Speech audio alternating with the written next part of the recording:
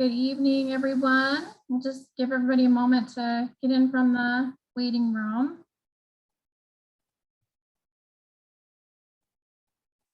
Faith, does it look like everybody's in? It does. We still have a few connecting to audio. Okay, we'll give just a moment then.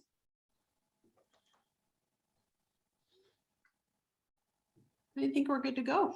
Okay, thanks, Faith. Hello, everyone. I am Vice Chair Kale, and I'm going to go ahead and call this meeting of the Livingston City Commission on July 26th to order at 5:32 p.m. Can I have roll call, please? Vice Chair Kale. Here. Commissioner Friedman. Present. Commissioner Schwartz. Present. Commissioner Lyons. Here. And Chair Newts is excused tonight. Thank you, Faith. We'll start the evening off with public comments. This will be public comment for things that are not on the agenda. I will remind individuals that the public comment should be limited to items over which the City Commission has supervision, control, jurisdiction, or advisory power. Does anyone have public comment on things that are not appearing on our agenda this evening? If you do, raise your hand, put your name in the chat, or if you need to just come off mute, I will watch for that.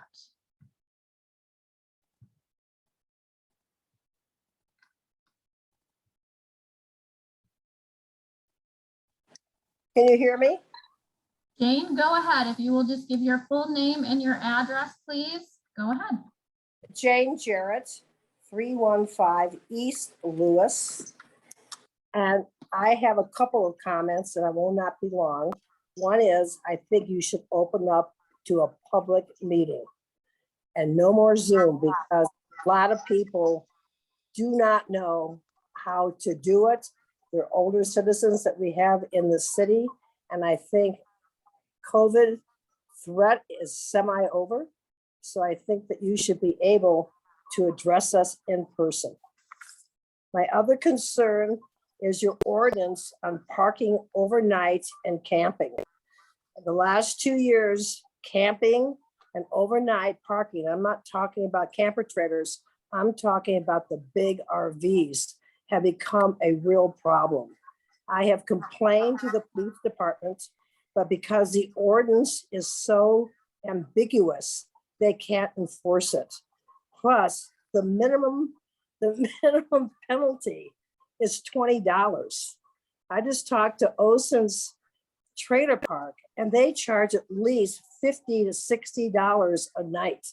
So people can camp on our streets and pay less than going to a campground. And those are my concerns.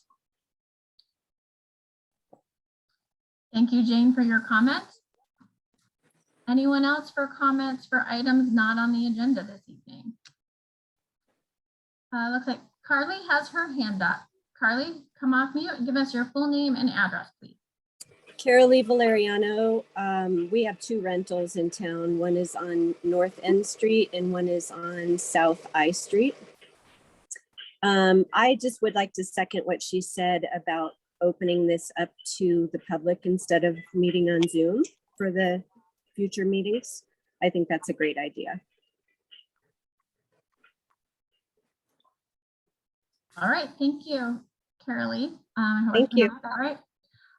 Anyone else for items not on the agenda this evening?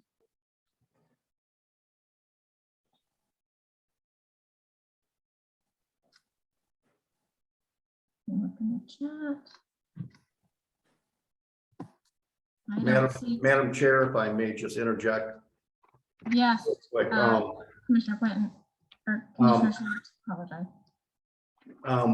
It is on our approved, discuss, deny on our agenda tonight to discuss going back to in-person meetings. So I'm anxious to address that just so people are aware, but it will be at the end of the meeting. Thank you. Thank you, Commissioner Schwartz. Any other further comments? All right, seeing none, we'll go ahead And move ahead. We'll move on to consent items.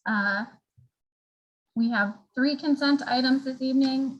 Commissioners, would anyone like any of those consent items pulled? And if not, do I have a motion?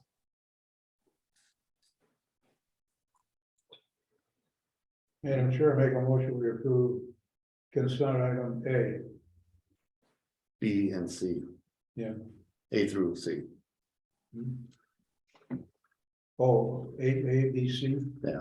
Okay. I'll second. All right, I have a motion by Friedman and a second by Schwartz. Roll call, please. Vice Chair Kale, Four. Commissioner Friedman, Vote. 4. Commissioner Schwartz, 4. Commissioner Lyons. Or Motion passes. Thank you. Moving on to proclamations, we do have one proclamation this evening. This is a proclamation for National Night Out. So proclamation declaring August 2nd, 2022 as National Night Out. Whereas the National Association of Town Watch sponsors a national community building campaign on Tuesday, August 2nd, 2022, entitled National Night Out. And whereas the National Night Out campaign provides an opportunity for neighbors in your city to join over 38 million neighbors across 16,000 communities from all 50 states in the US, territories, and military bases worldwide. And whereas National Night Out is an annual community building campaign that promotes strong police community partnerships and neighborhood camaraderie to make our neighborhoods safer, more caring places to live and work. And whereas neighbors in your community assist the local law enforcement agencies through joint community building efforts and support National Night Out 2022. And whereas it is essential that all neighbors of your city come together with police and work together to build a safer, more caring community. And now, therefore, I, Carrie Kale, on behalf of the Livingston City Commission, do hereby call upon all of our residents to join us in support of the Livingston Police Department, the Park County Sheriff's Office, Livingston Fire and Rescue, and the Park County Rural Fire District and the town of Clyde Park during the National Night Out festivities on Tuesday, August the 2nd, 2022. Further, let it be resolved that I, Carrie Kale, hereby proclaim Tuesday, August the 2nd, 2022 as National Night Out in the city of Livingston. And Mrs. Lowy, I'm gonna ask a quick question. Are there a couple of events that are happening around this that we should be aware of? Do we know? Remembering to unmute. This is actually the event itself where we will have first responders available to meet with the public, do a meet and greet. We'll have some of the equipment there for folks to see, kids to climb in fire trucks, which is always a huge hit with the little ones. So, and there'll be much more coming out about it, much more press and more social media presence about the event. But this is the event itself. Great. So happening somewhere in Livingston on the 2nd. So we'll look for the information around that. So thank you for that. All right. Commissioners, any comments around the proclamation before we move forward? Madam Chair. Yes, sir. Yeah, I think this is a wonderful opportunity for our community members and stuff to get together with law enforcement and first responders to, really get to know each other. We're a small community, we really should know them. Just as an aside, McNair Skate Park will be one of the designated areas where we will be having this, but make sure that you follow social media, and hopefully the newspaper will pick this up. And because we're going to be doing it in Immigrant as well, and Clyde Park, and various other places throughout the county. So I hope people, unfortunately, I'm going to be out of town, but hopefully we have a good turnout for this, and it's a good opportunity to get to know our law enforcement and first responders. Thank you, I yield. Thank you, Commissioner Schwartz. Any other comment? All right, well, we'll look forward to those events. It seems super fun, and hopefully folks can get out and meet all of our first responders. All right, we're going to move on to scheduled public comment.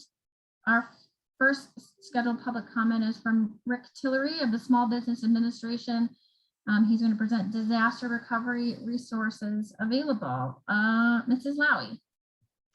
Thank you. Mr. Tillery stopped in to visit with us last week, I believe. It's kind of a little blur at this point with everything going on, about some of the great work that the Small Business Administration, SBA, is doing to help with disaster assistance and recovery. So I wanted to bring him in. I'm not sure if we were able to get someone from FEMA this evening. If not, we can certainly, it's all good.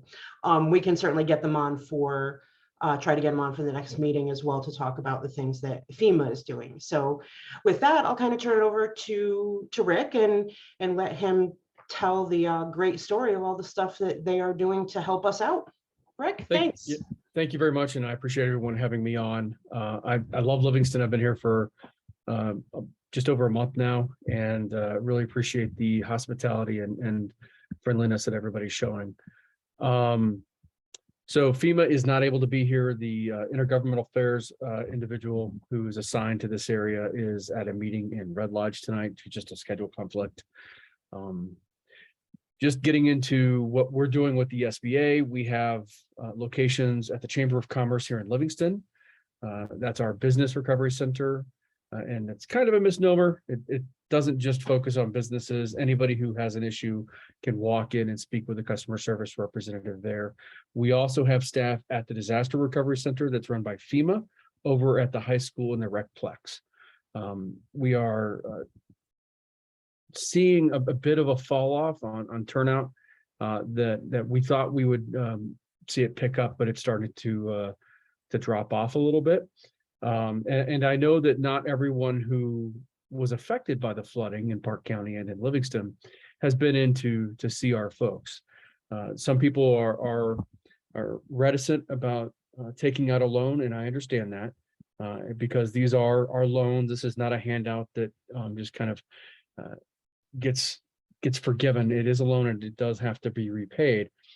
However, these are specifically designed to help people get back on their feet after a disaster like this flooding. These are very low interest rates for homeowners and renters. They start at 1.688%. For businesses, they start at 2.935%. And for private nonprofits, they are at 1.875%. Real quick, just to talk about limits and terms. For homeowners, the maximum of uninsured coverage can be up to $200,000. And most people that we've talked to are not insured for a flood here. For homeowners and renters, that $200,000, incidentally, is for the structure loss, not for contents. That's just structure. So for homeowners and renters, they can borrow up to $40,000 for the contents of the structure. And that can include, anything from clothes, computers, appliances, to a primary vehicle that was lost in the flood or because of the flood. It has to be a primary vehicle. It can't be an RV or a boat or something like that. It has to be the primary vehicle of the household. For businesses, it can be up to $2 million, and that includes both economic injury disaster loans and the physical disaster loans. So just for example, say a hotel, this is a mythical example, just a hypothetical, excuse me. A business like a hotel saw a drop off because of the park closing for so long and this entrance in Gardner being closed for an extended period of time. A lot of hotels have seen a drop off in reservations. That's what we consider to be an economic loss. So a business owner can look at that, look at years past, and see what that economic loss is going to be. Same thing with nonprofits. They can sometimes see a drop off in donations or income after a disaster like this. And terms, these are up to 30-year loans.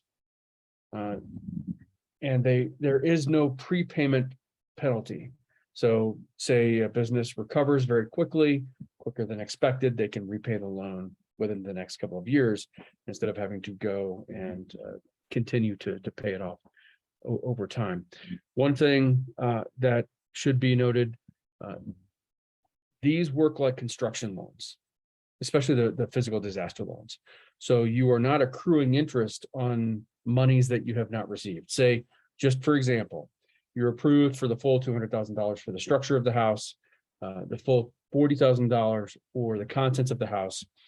That's not dispersed all at one time. It works like a construction loan. So we work with the builders and your insurance company to figure out some kind of a plan to disperse monies to the builder and coordinate with the insurance just to make sure that there's no double dipping. I'll open it up to questions in case anybody has any concerns or questions. I'm sure that someone does. Thanks, Rick. I know I have a couple questions, but first I'd like to open it up to any of my other fellow commissioners. Any questions?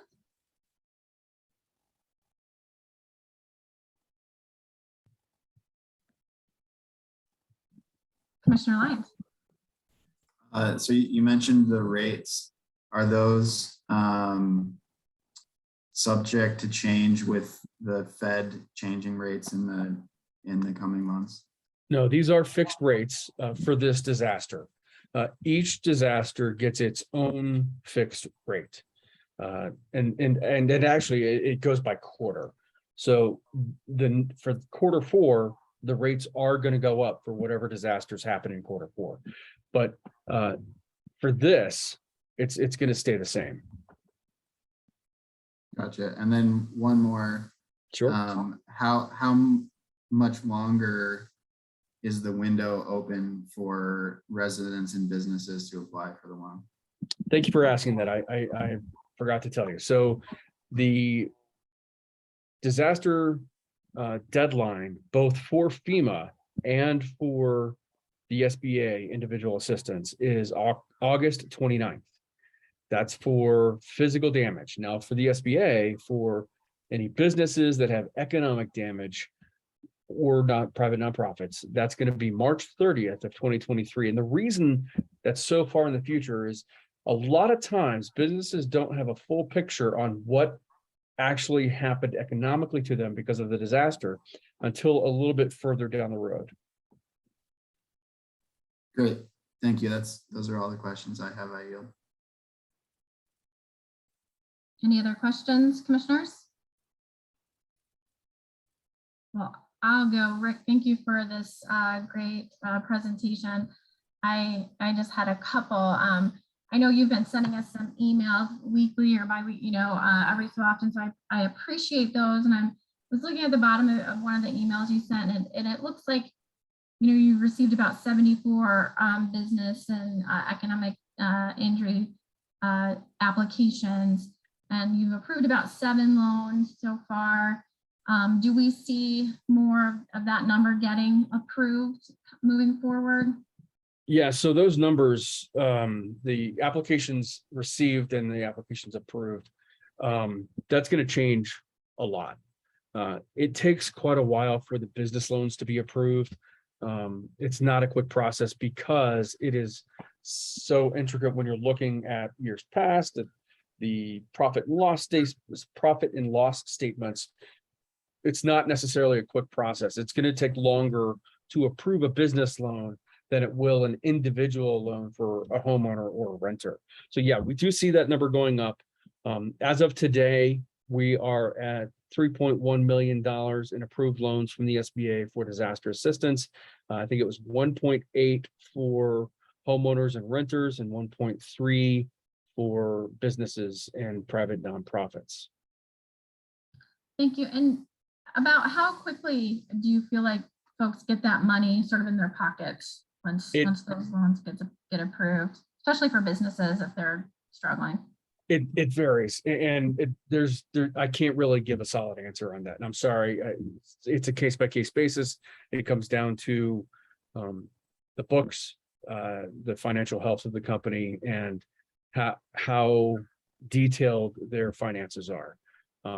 Any more information than that, I really can't get into just because it is so dependent on each business working with a loan officer and a case manager.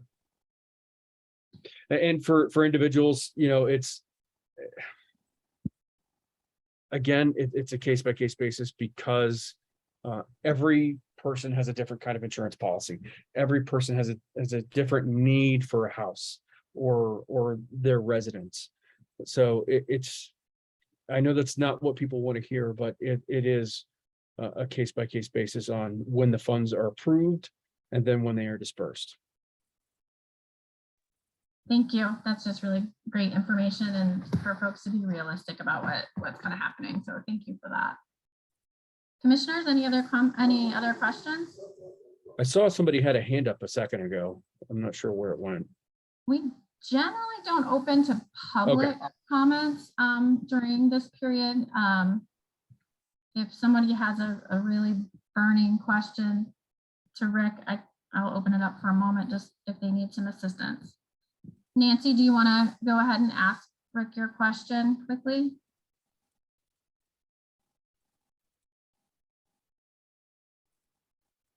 You can come off mute. Can you hear me? Yes, Nancy, if you'll give us Okay. your full name. Yeah, and my your question is, address. I know people who have small businesses. They're on Social Security or they're low income. And to get a loan for them is just, you know, they don't see how they can pay it back. So that's the problem. And I've checked for them and I don't see any other things but loans. Loans are okay for somebody who's working or has some idea of increased income, you know, such as a hotel owner or somebody. But for low income and seniors, it's just not looking good. And for example, one person lost all of her artwork in the flood. There's no way she can recover it because she's on Social Security. She can't take out a loan.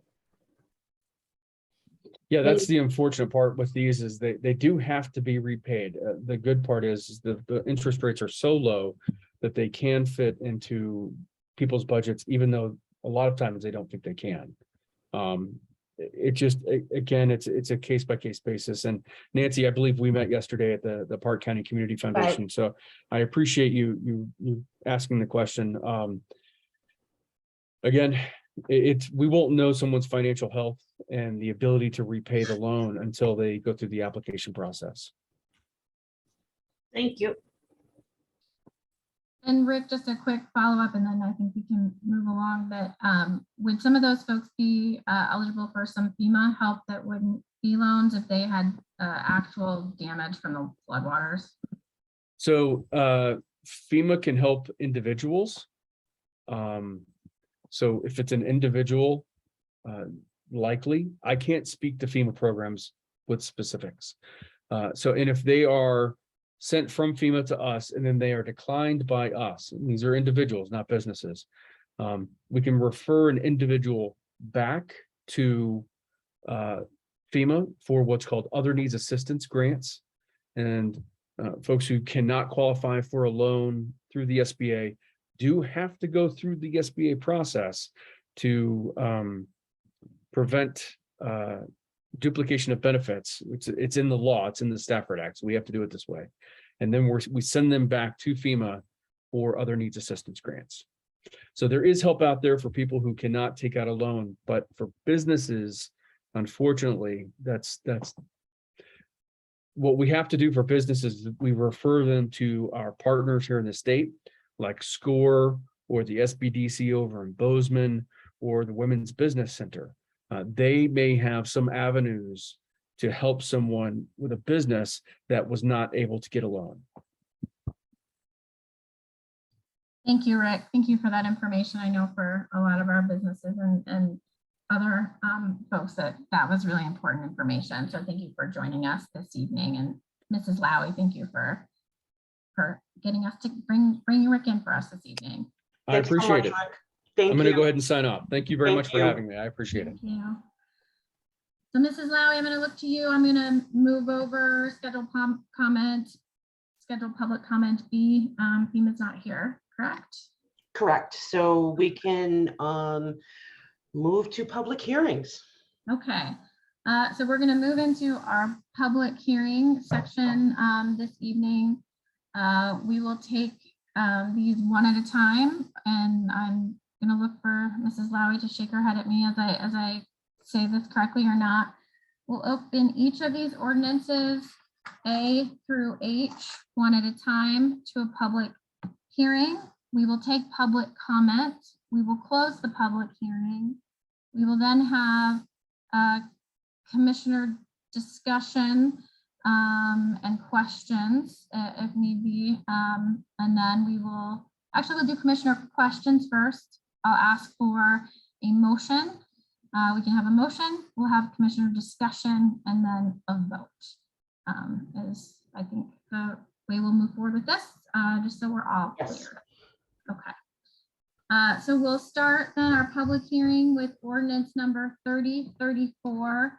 This is an ordinance of the City Commission of the City of Livingston, Montana, amending section 3013 of the Livingston Municipal Code entitled Official Zoning Map of the City of Livingston by zoning property legally described as Lot 1 of subdivision 183 in section 14, Township 2 South, range 9 East as public.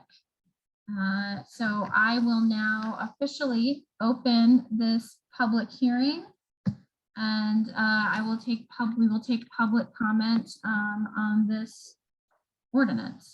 If you'd like to make public comment on this, please raise your hand, put your name in the chat, or come off mute, and I will look for you. And I am going to pronounce your name incorrectly again. I'm going to try it. Is it Carolee? Is that correct? It is. Okay. That's correct. So again, full name, please, and address, and then go ahead and make your comment. Carolee Valeriano, we have two rentals, one on North End Street and one on South I Street. And I'm just curious about this. How is this different than when the ADU was given? They just changed that in the last year or so, right? Where you could have an ADU that was a certain square footage on your property for renting out.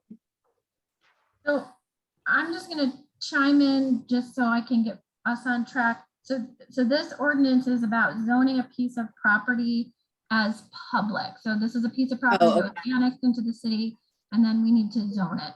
And so we're just looking at a zoning regulation for a piece of property in the city. And there's the picture of it there. I see. Okay. Thank you. You're welcome.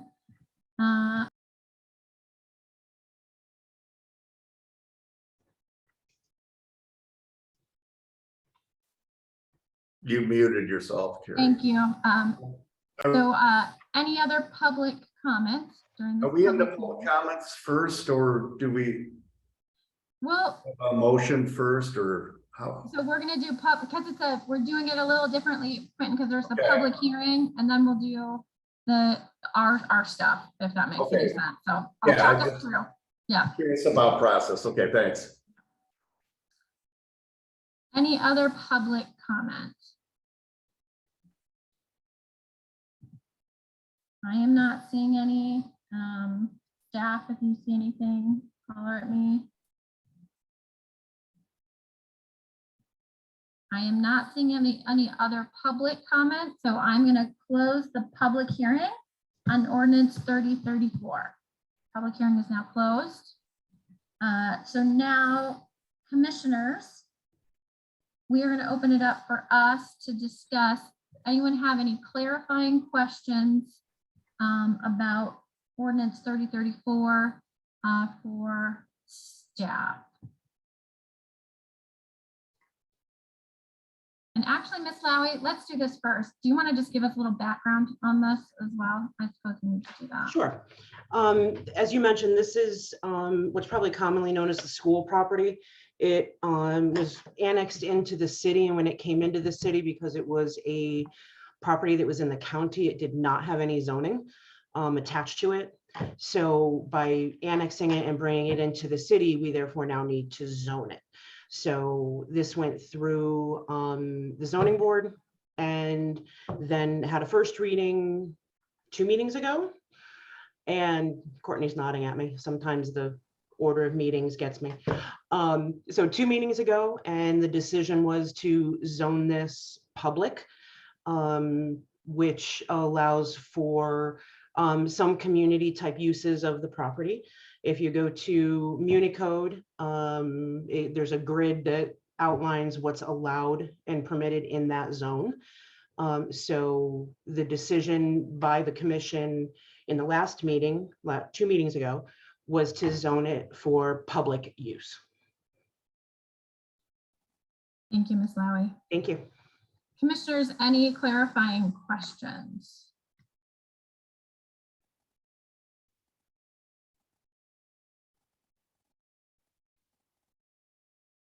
Okay, no clarifying questions. Do I have a motion? Make a motion to approve ordinance number 3034. Second. I have a motion by Lyons and a second by Friedman. Now, I'm going to look at Ms. Lowy one more time because this is a little different territory here. I'm not reopening this to public comment. We now have a motion on the floor. So now this is our time to deliberate. Commissioners, any discussion?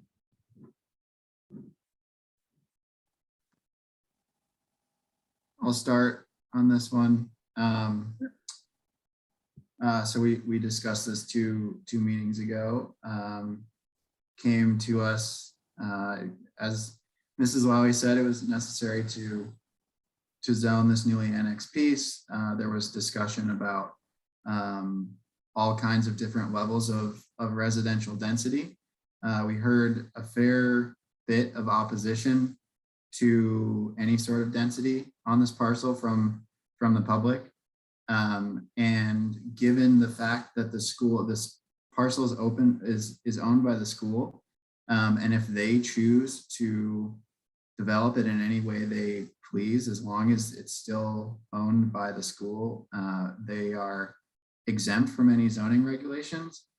So a point I believe that I had made prior was the only real reason to zone it anything other than public would be to increase the value for the purpose of the sale, which doesn't seems like land speculation and not really what the school should be doing. As long as this parcel remains in the ownership of the school, zoning it as public has little impact on what they can actually do with it, but it does indicate the commission's vision for this area, which would be to minimize development on this large parcel. That's how I understand it, and I'm happy to yield to my fellow commissioners. Thank you, Commissioner Lyons. Any other commissioner discussion? No, I'm getting the shake. No, okay. Commissioner Lyons, thank you for that. I think that's a big thing for the public to remember around the school board or the school owning this property, is that they do have the ability to develop in any way that they choose while they own the property. So just for the public to understand that. Any further discussion? All right, roll call, please. Chair Kale, For. Commissioner Friedman, Four. Commissioner Schwartz, Four. Commissioner Lyons. Or Motion passes. Okay. Moving on to resolution B. Resolution number 5053, a resolution of the City Commission of the City of Livingston, Montana, increasing all rates for all customers of the City of Livingston water system. Mrs. Lowy, I'm going to come to you and just let you do a little introduction to this before we open it to. Sure. to, Sure. public This hearing. So, is, okay. we have discussed this increase a couple of times, both in enterprise fund meeting, as well as the prior meetings. This is a 10% rate increase. For the average user, it's about $3.06 a month of an increase. But what this does for us by increasing the rates, although 10% sounds like an awful lot, it gets us in a much more competitive position for grants because our rates are not high enough to garner a grant, which sounds kind of counterintuitive, but the rates are not high enough to warrant eligibility for many grant programs. So by raising these rates, we are far more competitive for grant programs, as well as acknowledging the challenging times we have with both recruiting, supply chain, cost of equipment, infrastructure. Everything has gone up. We have done a lot of work with the AFSCME union to bring us to a place of being competitive in this market, in the construction market, by getting salaries to a place where we can actually stand up and compete with some of the contractors. So that is what drives some of this rate increase, but the primary component of this is to get us at a place where we are competitive for grant programs. Thank you, Mrs. Lowy.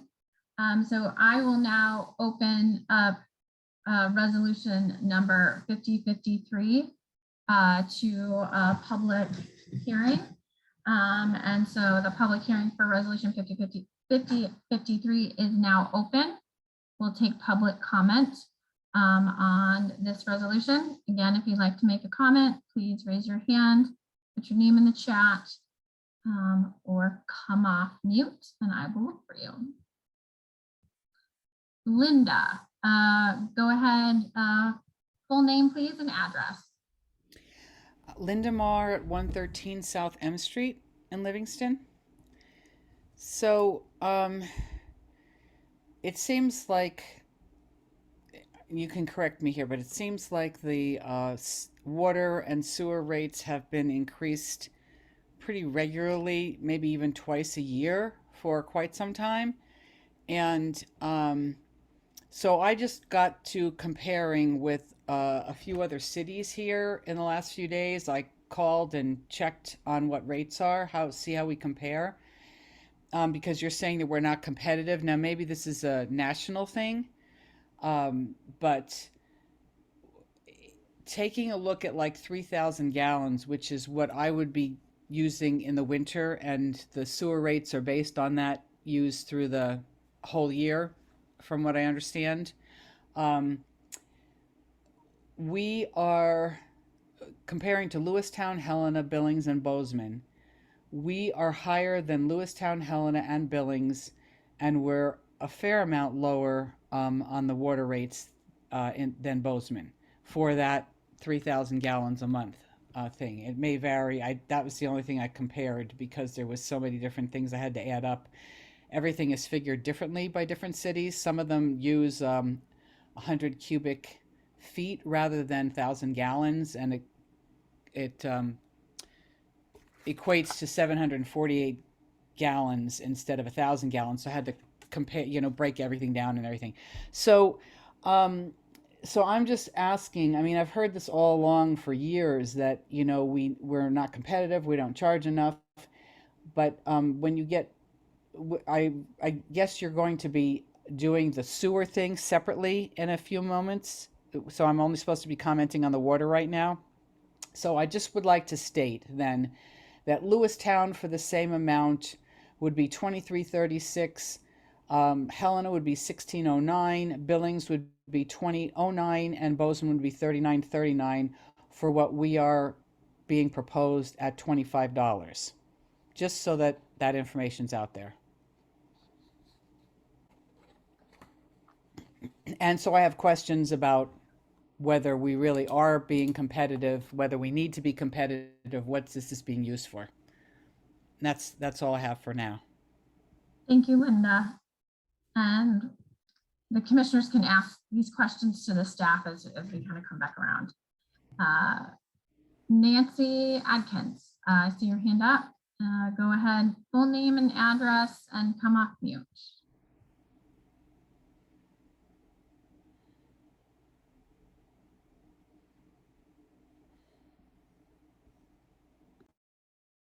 Nancy, can you come off mute? Okay, my name is Nancy Adkins. I live at 408 Brookline Street, Unit D. And I have been attending the commission meeting since 2009. And every single year, the rates have been raised and the same logic is used. And we are in the big complex with the high water rates. And I'm just getting tired of it. That's all. And it's used every year and we're never competitive. How many times must we raise it in order to be competitive? And why is the same logic used over and over again? And I also lived on East Counter, 810 East Counter, where the same logic was used. Thank you. Thank you, Nancy. Angela, go ahead and come off mute. Full name and address, please. Hi, Angela Devani, 423 South F Street, Livingston. I'm just curious, how does increasing the rates get us more grants? Do we need a certain amount in our bank account? I don't understand what grants we're trying to get, that we need to increase the utilities for water and sewer and trash. I understand trying to pay our people competitive wages, and I'm all for that. But I don't know. Ultimately, when we combine all three of these things together, we're looking at about a 30% increase, not 10%. So that's what I'm just trying to understand. What are these grants that we need to increase our rates for? That's all I've got. Thank you, Angela. Carolee, have you, I'm sorry, have you commented on this agenda item yet? No, Okay. I have go not. ahead. Thank you. I just also wanted to voice my concern about more than just this, the total of the three increases. We're, of course, renters are going to have to pass that on in some way to their people that they're renting to. And for other people that are living in condos or various things, well, everyone's going to be affected by this. And I would love to have more of an explanation as well as to what that meant, that we need this in order to get more grants, just so I can understand it better. And that's all. Thank you. Thank you, Carolee. Ms. Lowry, we'll come back. I'll come to you as soon as we close the public hearing. Any other public comment? Mark Graham, I see your hand up. Go ahead and come off mute. Full name and address, please. Hi there, Mark Graham, 611 Nova Drive, Livingston, Montana. I also was just curious about the grants. In terms of grants, are these, when the city receives grants, do the grants also come with strings attached that increase other costs or ongoing maintenance or ongoing reporting, or a lot of times in my experience, grants come with something that is an ongoing expense beyond the initial payment of a grant. And so I was just curious about that and what kind of grants we are looking for. Thank you. Thank you, Mark. Any other further public comments on this agenda item?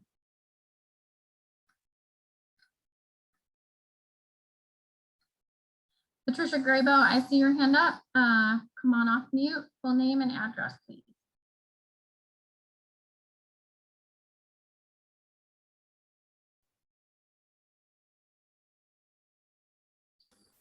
There you go. Patricia, I'm sorry, go through, which agenda item is it again? I just got here. Is it the increase in water sewer rate? Just water, Patricia, water rates. Patricia Graybo, 204 East Calendar Street, Livingston, Montana. I made the comment last time about this increase in water, sewer, and garbage rates. But it is like if you are on a lifeboat and the Titanic is going down and the people in the lifeboat say, well, we can't raise the water and sewer rates right now. And other people say, well, we always do it this time of the year. Well, the Titanic just went down. We just went through a flood. And this is not the time for these businesses that are struggling. If you're not in business, you don't know what that is, but it's struggling. To have right now water and sewer rates increase, and I have to address, I have been attending city commission meetings for 23 years since I've been in Livingston. And there is not one single water and sewer rate increase in which the city has not said, oh, our rates are too low and we don't qualify for grants. In 23 years, I have never seen us not qualify for grants because the rate is too low. That is simply untrue. I don't know why they keep saying it, because it isn't true. And so why would we at this point increase our water and sewer rates? We've been through a flood. We've been through a disaster. We have FEMA here. We have Small Business Administration here trying to help our little businesses. We have just finished our streets, and those businesses downtown that are absolutely being hurt terribly by the development out at exit 333 are having a hard time staying alive.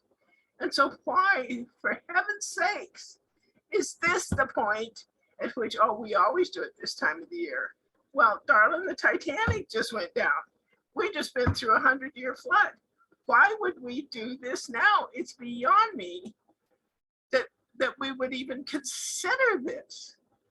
And for our staff to say, oh, well, we always do it is such an insult to these families that are just trying to feed their families and stay afloat.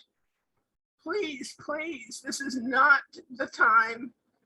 And it is not because we're not getting grants, because we will get grants, and it isn't because our water and sewer rates are low, because they're not. So it's just time for us to be realistic about what we're doing. Please, it's about time we just take a look at what we're doing. Thank you. Thank you, Patricia. Linda, I see your hand up again, but I want to make sure that everyone else has a chance to go once. Is there anyone else that would like to make a comment on Resolution 5053?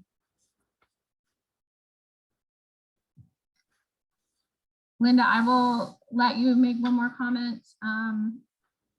So go ahead and come off mute. Thank you. I also meant to ask, do we still have the type of city government?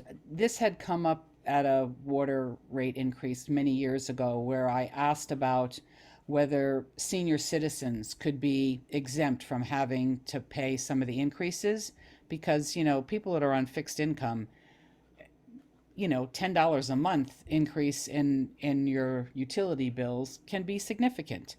And now I'm in the senior citizen category, but I'm not so greatly affected by this. I just have a question whether or not we still have the type of city government that would not allow preferential billing, you know, in a situation like this to make it easier for fixed income people.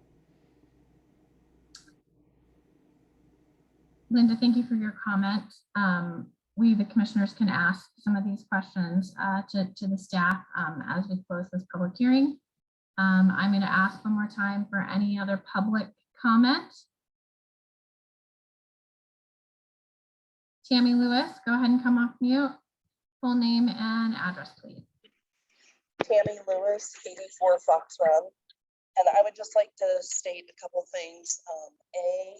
It seems like every time the city annexes more property into the city, that our utility rates go up. And B, with the housing crisis that we're having now, unaffordable housing, you guys want to raise the rates, but what does that do to everybody that lives in the city?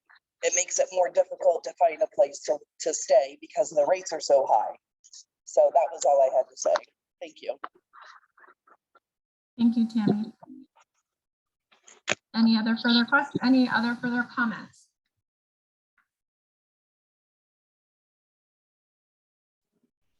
Leslie Feigl. Go ahead and talk to you. Okay, I think you should be able to hear me. Leslie Feigl, the Chamber of Commerce on 303 East Park Street. And I just wanted to bring up yet again, I spoke last time this came around with the commission, that, if we're looking at affordable rents in the community, all of the landlords are going to have to start taking these increases into effect when it comes to the rents. And, this is, again, obviously, as you've already heard this evening, not the right time for this, but also, these continuous increases, there's, with the multiple increases that add up to a significant amount, either the landlords are going to have to start assuming these increases, or they're going to have to pass them on to the renters. And, I really hope that you take that into consideration when we're already struggling to get workforce and more here. The increases are not, something that people can bear, especially right now. Thank you so much.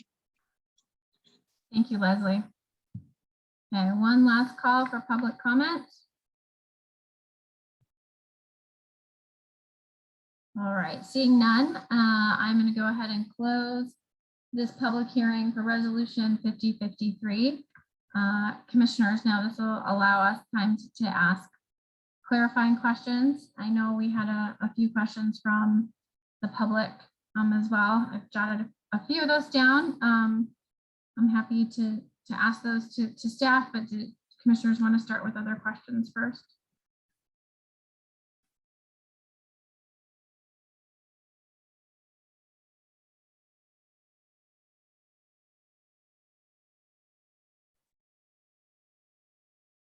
Commissioner Lyons. So I think one thing that we have heard is the timing of this, and I'm wondering if this vote or the decision to increase rates were postponed, what kind of financial impact it would have at a short to medium term time frame. And whomever feels qualified to answer that question, I would more welcome a response.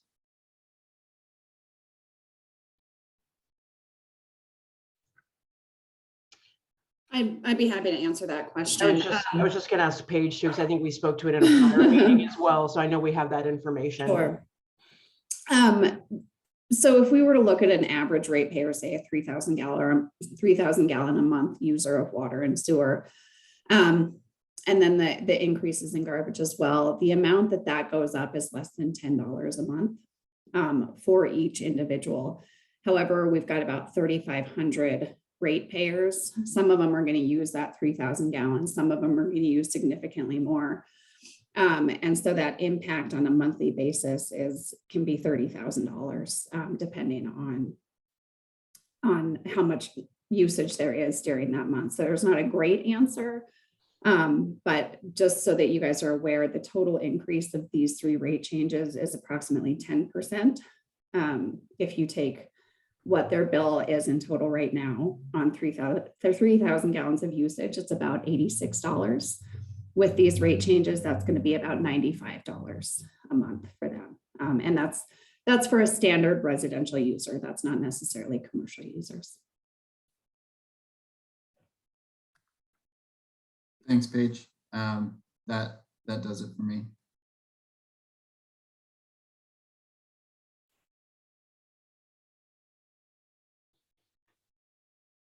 Mrs. Lowry, why don't we address a few of the questions I think you were hoping to get to address that came up as we went along. Perhaps you can address getting the rates up to a level that we can get grants and around some of that. So I'll hand that over to you. So some of the grant programs that we look at for infrastructure grants require us to be at what they call target rate. So if we are below target rate on one of our utilities, which we are on water and have been historically, we either simply do not qualify to apply for that line of grant funding, or we in turn only qualify for a reduced amount of the award. So one of the awards from the TSEP program that we got when we were building the wastewater treatment plant, because we were not at target rate fully at that point, while we would have been eligible for close to 750,000, we were only awarded, I believe it was 625. So by getting rates to that target rate that is set and changes by the grantors and also has a relationship to average income in the community, we become eligible for more funding. So that's why when we talk about this is, you have to increase the rate to meet the target, it is literally a moving target as well as a target rate that we have to meet. So when we look at this globally, we have been very successful in getting grants on the sewer side. We have been successful on other infrastructure grants as well. We are reaching a point where our water system is going to need a significant amount of work that we are going to want to be in the best position possible to take advantage of grant funding for. So that is one of the reasons why we make incremental changes and raises to rates. You know, when we talk about that, you know, we go through this every year and that we're lying, we're not. We are absolutely not. This is a process that we have to go through every single year, both for grant funding as well as for setting the rates and the budget. It is required by law that we go through this process annually. So overall, the increase is total. I think someone had mentioned it's a 30% increase overall when you add it all together. It's not. It is about a 10% increase to the average user with a total of about $9.41 total a month across all the utilities for the average user. So I want to put a little perspective and a little bit of math behind it. And I know that any increase is hard, but we have been successful in getting grants, and we need to put ourselves in the best position possible. And that's what I mean by competitive, because in the competitive grant world, you have to meet all of the stacked line of indicators to even be eligible or to receive potential full funding. The recent round of ARPA funding that we went through in the competitive grant process, we were not eligible to go for a water grant at all in the competitive process. So we went for a sewer grant. We ranked first in the state on the competitive side and got the maximum award of $2 million. So when we are at those target rates and when we have all of these things lined up, we are successful in getting funding, and we need to position ourselves to do that. I yield. Thank you, Ms. Lowry. I'm going to ask you one more question. There was a question about senior citizens getting help on their utility bills, and I feel like there is assistance either from, is it HRDC? Doesn't HRDC page? Well, HRDC yes. has a program. Yes, that there are some relief programs through HRDC. We are not by code permitted to just give away or reduce utility costs, but there are relief programs from nonprofits like HRDC that can assist. And we get a flyer. I want to say it's September when we usually start getting heat assistance flyers and stuff that we do put out publicly to everyone. So we'll be certain to do that for folks that may qualify for those assistance programs with HRDC. Paige, I saw you shaking your head. Do you know, I know it's heat assistance, but are there other utility assistance on that? There's currently a water and sewer assistance program that's being administered by HRDC. It's supposed to sunset, and I don't remember if that's in 2023 or 2024, but we do see quite a few residents that are taking advantage of that program. And so we are getting those payments from the state for those individuals that qualify. Okay, thank you, Paige. One more clarifying question, Ms. Lowy. With these rate increases, are we now at that competitive number? We're at that target rate? Yes. Okay. Other commissioners, any other clarifying questions?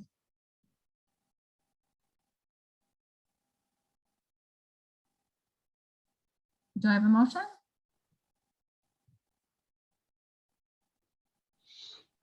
I'll make a motion to approve resolution 5053. I mean, ordinance 5053. Second. I have a motion by Schwartz and a second by Friedman. So now we will go into discussion. Commissioners, any discussion? Madam Chair. Commissioner Schwartz. Thank you. I know rate increases are hard to swallow. I was in favor of really raising these significantly several years ago to get us at that target rate. We were woefully behind in our infrastructure replacement in the city. My street's been torn up for the last couple of months. Replacing the water mains to upsize them for the fire hydrants and everything else. And I can't remember the age of that infrastructure, but on the street over, we've had nothing but on 7th Street, water main breaks. Just, you know, it seemed like on a daily occurrence. And it's expensive to open up the street every time to fix one of those. So we finally, you know, with Public Works has a strategic plan of replacing X amount of feet of water mains in the city. And I'm afraid if we don't stay on top of this, it's only going to get worse. I mean, there's nobody likes increase of, I have to pay them as well. I'm on a fixed income. But to have safe, you know, drinking water, stuff like that, I think it's a small price to pay. And especially where we're at now, being able hitting the target rate where we can have grants, where we can apply for grants. So I think it's important that we stay on plan with replacing our infrastructure. Thank you. I yield, Madam Chair. Thank you, Commissioner Schwartz. Other commissioners? Commissioner Lyons? I just want to thank Mrs. Lowy for describing that process again. I've heard her tell us that before, but I wouldn't have been able to repeat it myself, and it's helpful to hear it again. And to me, the most important point is that what we're trying to do is be proactive and be able to access grants and just for everyone. Well, I guess there was one question that wasn't answered, so if I may, I'll follow up with that question after I make this statement. But a lot of the grant funding that we receive as a city is money that comes from different levels of government that's just paying for infrastructure projects for the city of Livingston. So every dollar that we receive, and you know, this is not a perfect one for one, but many of the dollars that we receive from these grants are dollars that our taxpayers aren't having to pay in city taxes.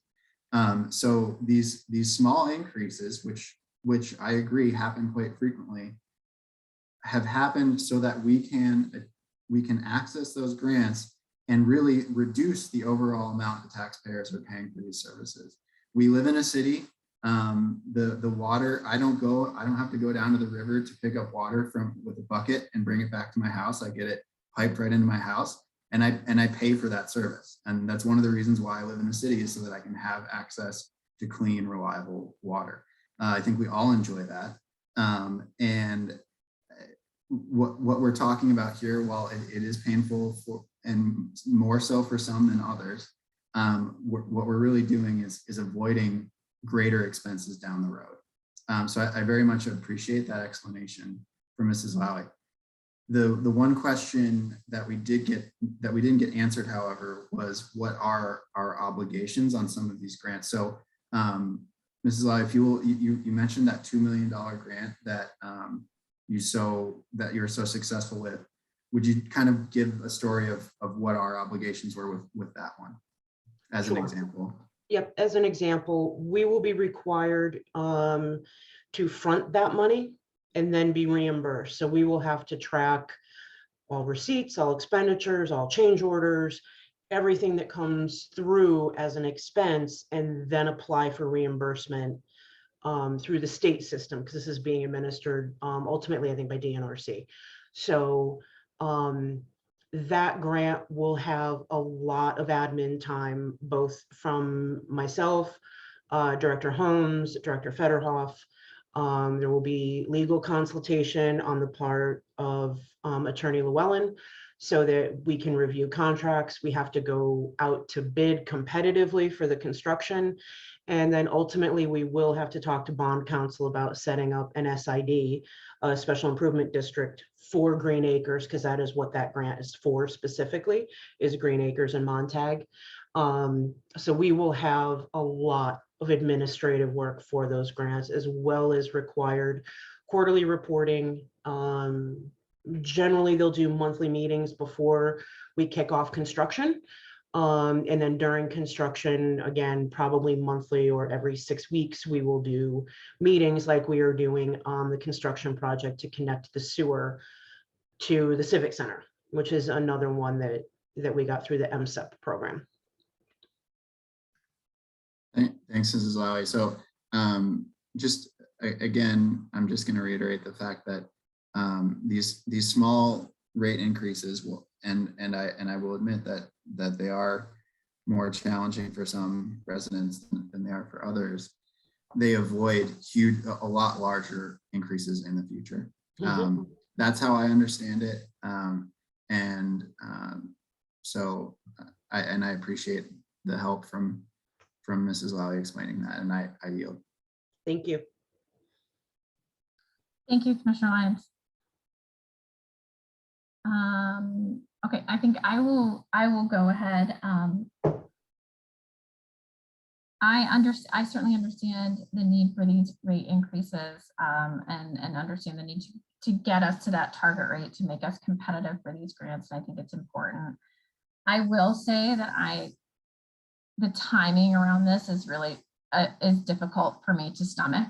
I just want to be honest. I work with a lot of businesses in our community, and the Federal Reserve Bank of Minneapolis just came out with a survey around Park County and asking businesses, about their experiences and where they are with the flood impacts. And 94% of Park County said that they had, significant or moderate negative impacts on their business because of the flood.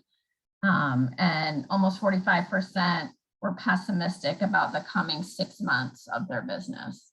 And so it's difficult for me. Like, I completely understand that we need to do this. And Shannon, I want you to know that I'm on board for everything that you need to do and get done. And I want to see, the staff I want us to be able to raise the rates, what we're paying our staff. But I'm also really concerned about these businesses, particularly in the next couple of months.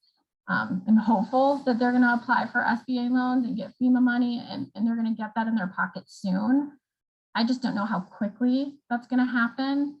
And so it gives me, and I'm going to come to you, Ms. Lawis, that gives me some pause around this, just timing wise, that's all. And I just wanted to share that with the staff and my fellow commissioners that this is difficult for me to get past. I have one question that I didn't get to answer. That was my question because I was asking everyone else's question. So I'm going to ask it. And then Lisa and Shannon, I'm happy to hear from you as well. But Lisa, I'm wondering, particularly around some of this water stuff, when does that grant cycle begin? When do the rates have to be in place for us to be competitive in those grants?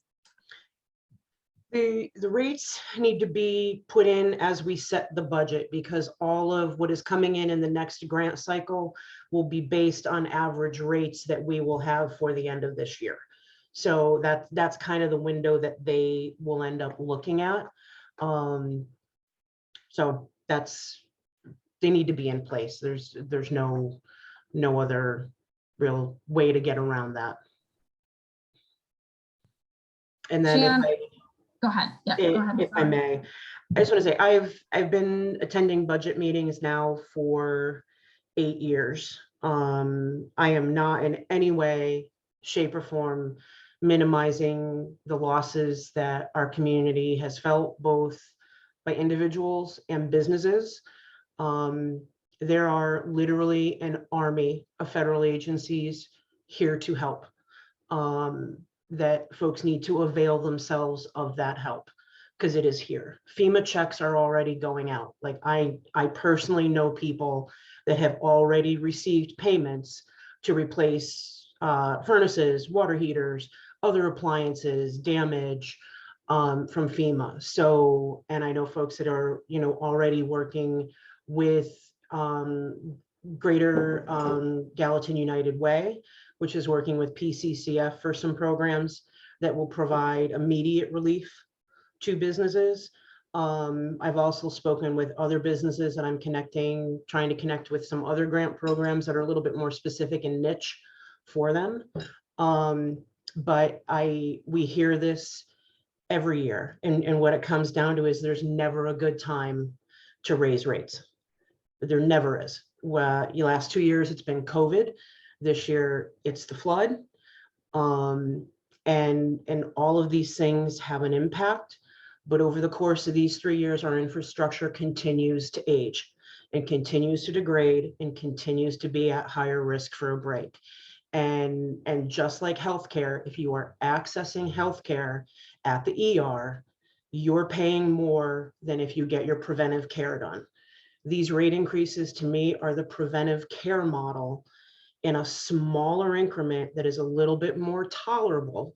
It's not likable, and I get that, and there's never a good time to do it, but it needs to be done, because just as Commissioner Schwartz mentioned, repaving the same road 4 times, when you can do incremental increases to be able to do these projects, do them well, do them once, is a more mindful and fiscally prudent way to go when we look at the volume of infrastructure that we need to replace. We have clay lines in this town, clay, that are 100 years old.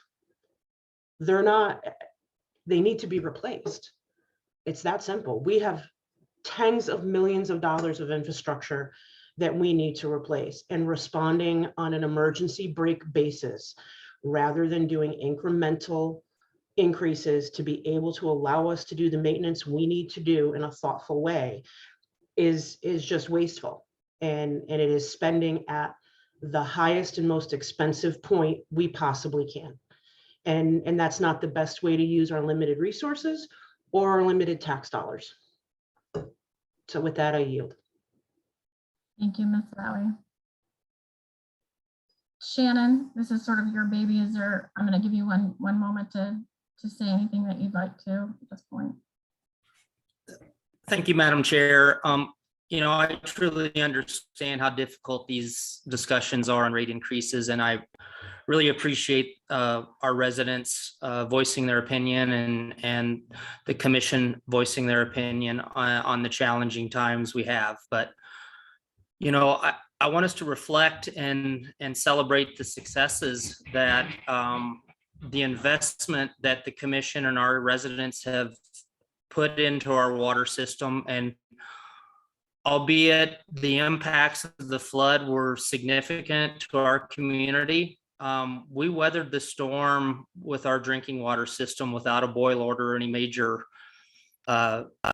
crisis situations. Even towns like the city of Billings were put on boil orders and water restrictions. So that says a lot about our community and how much we invest in our water system. The pressure on our system right now is unprecedented. We are going through about 4.7 million gallons of water a day.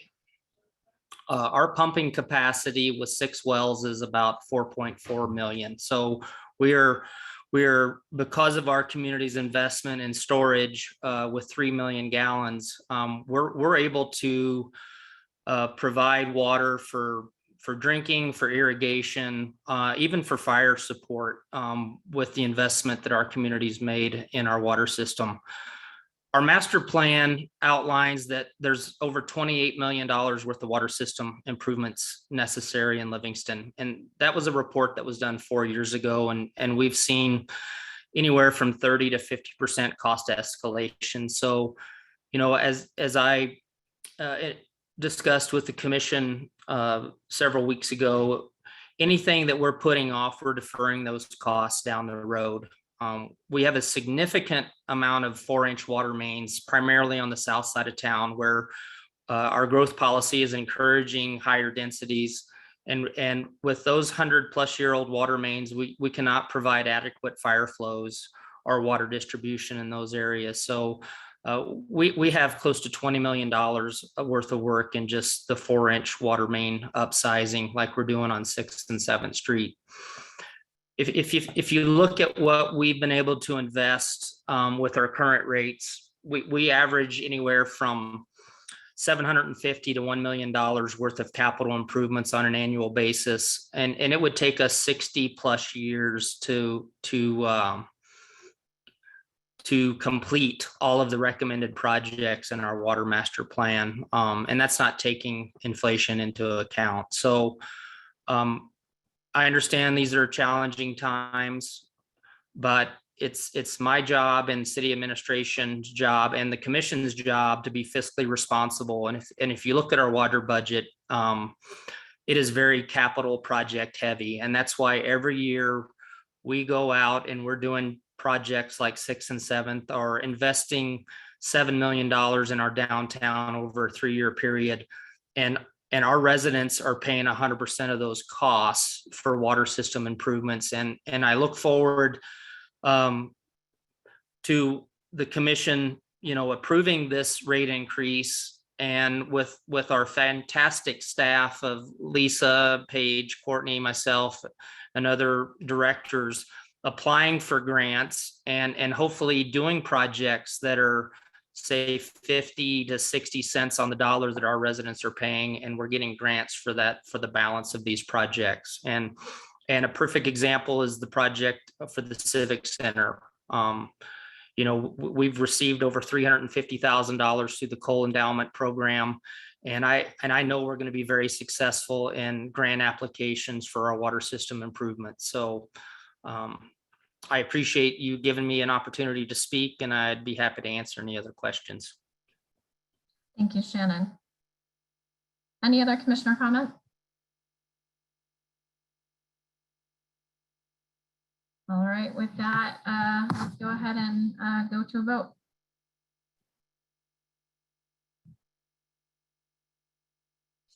Sorry, I couldn't find my mute. Chair Kale. 4. Commissioner Schwartz, 4. Commissioner Freeman, 4. Commissioner Lyons. 4. Motion passes. All right, moving us along. Vice Chair Kale, Yes, ma'am. if I may, we would break at 7 and it's 10 of, so before we get. Yeah, let's go ahead and do that. Let's take our break now, and then so we don't get wrapped into this next thing. As Ms. Lowy suggested, we're going to do a 10-minute break. We've got more folks in City Hall today, so let's go ahead and put a timer on. We will be back at, according to my clock, 7:01 We'll be back. Thank you. Thank you.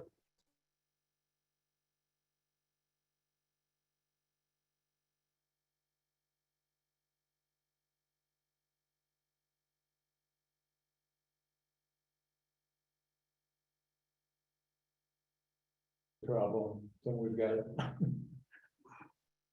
Oop, hold on, don't say anything. With all the crap going on.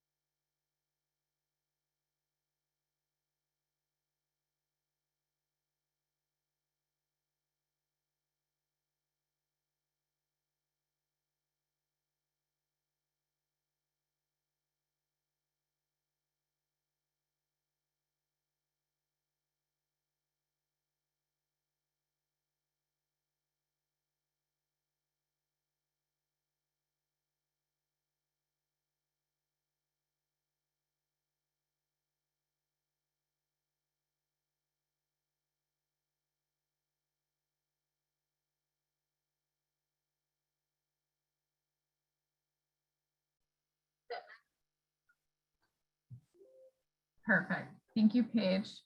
It looks like I have all our commissioners back. Miss Lowy, are you good and your staff ready? Yep. Okay. Great, thank you. Well, let's go ahead and continue. So we're heading on to public hearing for resolution number 5054. This is a resolution of the city of Livingston, or excuse me, a resolution of the City Commission of the City of Livingston, Montana, increasing all rates for all customers of the City of Livingston wastewater system.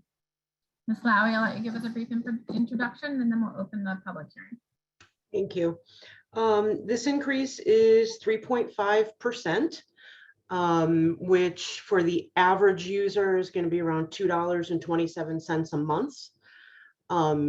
In raising rates on the sewer, part of what we need to do is maintain, we have the same recruiting issues that everybody does. So we have had to really get competitive with salaries at the wastewater treatment plant, which did result in some increases to the salary for that staff. We have been anywhere from $20,000 to $30,000 a year under our nearest competitor, which is Bozeman for wastewater, which is a very highly specialized field because we discharge directly into the Yellowstone River. There are things that we obviously need to take into account with DEQ discharging into the Yellowstone. So again, this rate increase keeps us where we can apply for grants. It also keeps our debt to loan ratio appropriate for the wastewater treatment plant, which we rebuilt. So with that, again, it's a $2.27 average increase for a resident. So with that, I turn it back to you. Thank you, Mrs. Lowy. So we'll go ahead and open this public hearing of resolution number 5054. This public hearing is now open and we will take public comment. If you'd like to make comment, raise your hand, put your name in the chat, and I will call you. Linda, I see your hand up. Go ahead, come off mute. Full name and address, please. My name is Linda Marr, 113 South M Street. And I do have a renter too that, gets increased, that's going to have to get these increases. However, I have to say, after all the explanations that I've heard tonight, it really helps to to know what it's going for, and that it's just what we have to do. It is something that's probably affordable, by everyone. And but on top of inflation and everything, you always want to object to one more thing going up. However, I really appreciate the full explanations that Lisa and Shannon gave. That really helped to make it easier to pay it as I go. Not that it was terrible to begin with. It just seemed like it was a big jump in the middle of everything else jumping. So because everything increased, the proposal is 4 increases on the utility bill. But you really have covered it well. And so thank you very much. I was about to say, if we hadn't had good explanations, that the sewer rate, it was the highest of all the 5 cities, that I checked on. So my only question, Lisa, for you remaining is, we've met our target for sewer, but are we at all above it? And if we're not, great. We have, as you say, we're discharging right into the Yellowstone, so that may create a little bit different circumstances for us. We may have to do things a little bit differently. That's my only remaining tiny question, and it sounds really nitpicky at this point after everything that you guys have talked about. So thanks very much. Appreciate it. Thank you for your comment, Linda. Carolee, you're up next. Come off mute. Thank you. I want to start out by saying also thank you to Shannon and Mrs. Lowy for the explanation. They were very helpful. And thank you to the chair, Kali, for voicing your opinion as well, for everyone. So a couple of questions I have. Between the increase and the grant, will we have enough to do everything that we need to do for these things? Because if we've had these increases over the years, it sounds like they're not enough to really get everything done that we need to get done. So what's the guarantee that this year we will have enough, or what is the plan if we don't? So that's one question, or maybe multiple questions.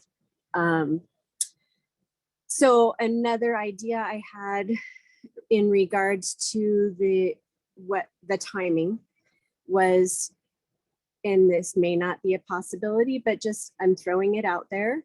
What if we were to do a partial increase with the water and sewer now, and maybe do the garbage later or at a different time? And I don't know how that works with the timing of all the grants and everything, just throwing it out there. I think that was it. Thank you. Thank you, Carolee. Any public comment? Any more public comment for resolution 5054?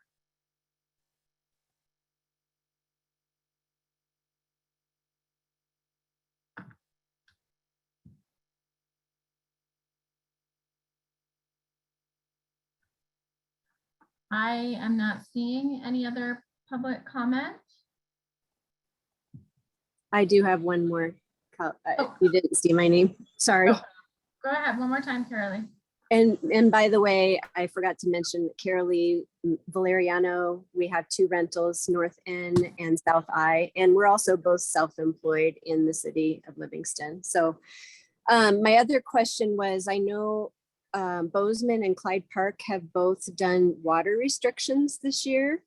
So I'm wondering if that's a possibility to preserve our system. I know you said that the system is getting old, and I'm just wondering if that's a possibility as well for the city. Thank you. Thank you, Carolee. Any more public comments?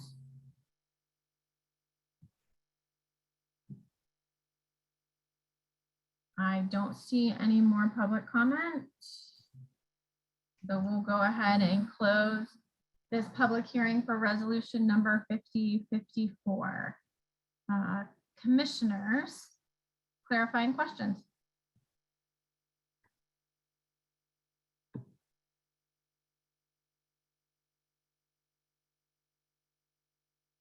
Commissioner Lyon?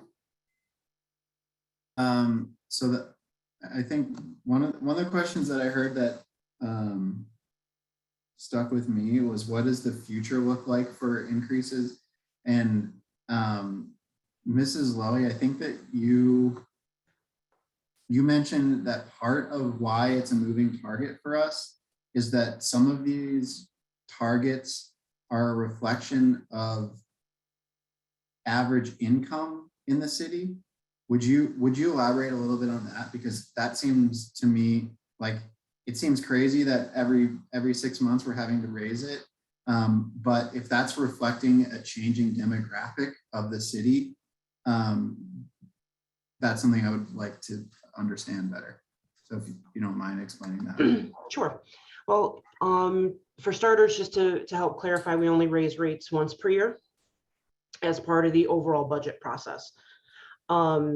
So we try to align this not only with the legal requirements to submit our budget on time to the state, but we also try to time it with grant cycle and eligibility for grants based on both the biennium legislative cycle as well as other grant opportunities that come up in the off years in between. One of the things that, like we use CDBG, for example, Department of Commerce block grants. We are now currently ineligible for construction grants through CDBG because the average income in our community is too high. So what they do is they look at overall eligibility. You need to have 51% of your community at low to moderate income. They changed their calculation a little bit. Used to be able to add folks that were living below the poverty line into that calculation. They changed that because their assumption was that folks living below the poverty line were eligible for other supports. So that took us out of eligibility for that grant line altogether. So when we look at what our average income is, and then we look at what folks are paying in rates, there is a relationship that a lot of the funders look at between those two items to make us eligible. For some, it's just rates. For some, it's just average income. It really depends on what grant program you're looking at. Does that answer your question? It answered one of them, and I appreciate that answer. But the second one, which I mean, maybe that kind of gets to the other question, but what is our future of annual rate changes look like? You know, it depends on a lot of factors. One of them is pay, it's the market, it's also supply chain issues, it is inflationary issues. So I'm not gonna throw a dart at the wall and say we're always going to be below 5% for the next 5 years. Like I can't say that with any confidence. And I don't think it's fair to any of us to put out an estimate or a guess on that. What I can tell you is we've got close to $30 million worth of infrastructure work that needs to be done. And it's going to have to get done at some point, somewhere along the line over the course of time. So do I think that there will be a time period where we don't see any rate increases? No, I don't. I think we are always going to have some kind of a rate increase, which we will do our best, as we always have, to limit the impact as much as possible to ratepayers while we look for opportunities for things to offset what would otherwise increase a rate. Thank you so much. Honest and reasonable. There's one thing that actually reminds me of that I noticed in when reading through Mrs. Federhoff's budget, which is the restrictions on increases in taxes to property owners. So that's just one thing that I want to bring to the public's, to remind the public about, is that we live in a very low tax state, and there's limitations on the expansion or the increase to our property taxes from year over year. And so one of the ways that cities like Livingston have to continue to be financially prudent is to raise rates for services. Oh, in other states, property taxes can go up with the value in accordance to the value of your property over time. And so that's revenue that comes into the city. That's not the case, or it's much less the case in Montana. And so unfortunately, the city has to come up with other ways to continue to provide services to a growing population. And this is one of the ways that happens. So I just want to remind the public of that. And that will yield. Thank you, Commissioner Lyons. Other commissioners, any clarifying questions?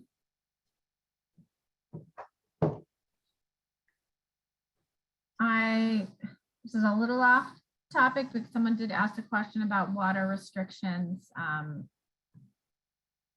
Mrs. Lowy or Shannon, do you want to address that quickly?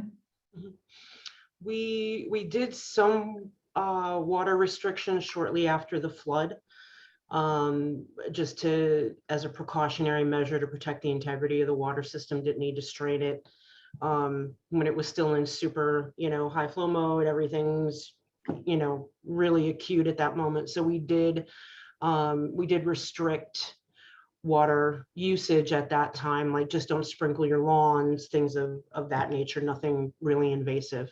That's certainly something that we could look at depending on what conditions look like and where we are at with utilization and our well capacity. And if Shannon wants to chime in, I would certainly welcome his expertise. Thank you. So water restrictions are not a method used to preserve your water distribution system. Water restrictions are implemented because of your capacity to either pump groundwater or to treat reservoir or river water. So at this time, we don't have any issues with the groundwater and the aquifer that Livingston sits on top of. So the distribution system, regardless of the usage or not, is constantly in operation and under pressure. So I would not say that a water restriction is a way of preserving infrastructure, because every bit of our infrastructure is under pressure 365 days a year, 24 hours a day. So I hope that helps. Shannon. Any other clarifying questions? I would like to thank the staff for your excellent discourse with us this evening and your all your answers to all these questions. I know the public really appreciates hearing from you and learning about this. It makes it easier for all of us to understand the reasonings for these things. So thank you so much. Yes. And I don't want to jump ahead, but before I lose it in my own mind, Linda had asked one more question about if we are above target for sewer rates. We are above target at this point, but that helps us protect our debt ratio that is required for the USDA loans. So I hope that helps. Thank you. Thank you, Ms. Lowy. Okay. Do I have a motion? I'll make a motion to approve resolution 5054. Second.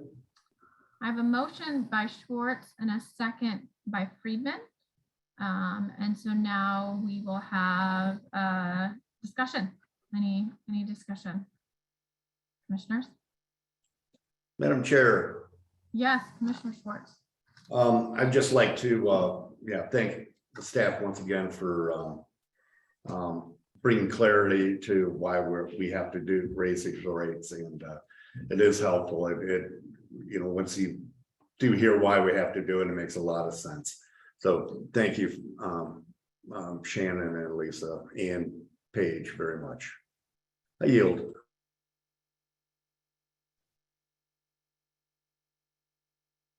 Any other further discussion? Commissioners?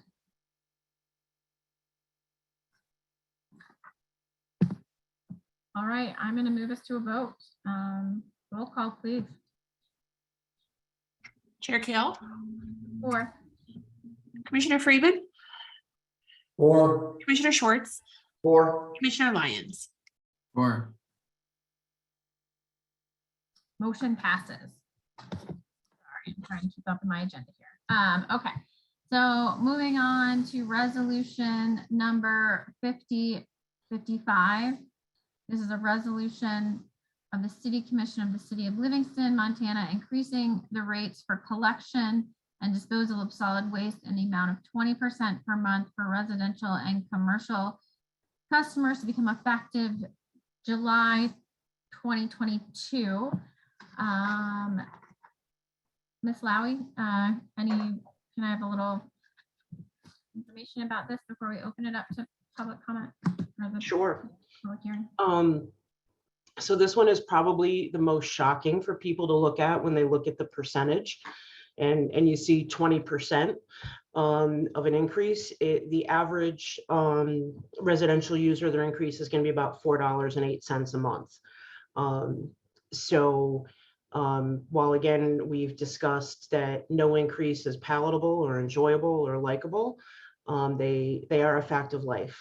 The primary driver on, no pun intended, on this particular utility is that we take our garbage up to Great Falls. So there is there's a charge for hauling it. And when you're hauling stuff that far at $5 a gallon or $4.50 a gallon, that cost goes up.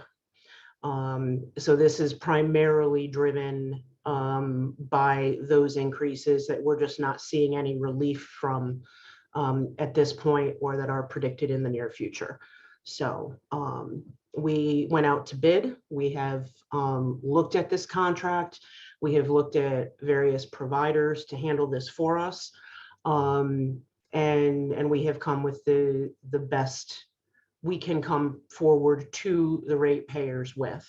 Another factor driving this is the fact that Park County has decided to pull out of using our services at the transfer station. And you would think that lower volume would be better, but this is a case of volume actually helps the cost overall. So with that, we are making up essentially a deficit now because of not having the county contribute.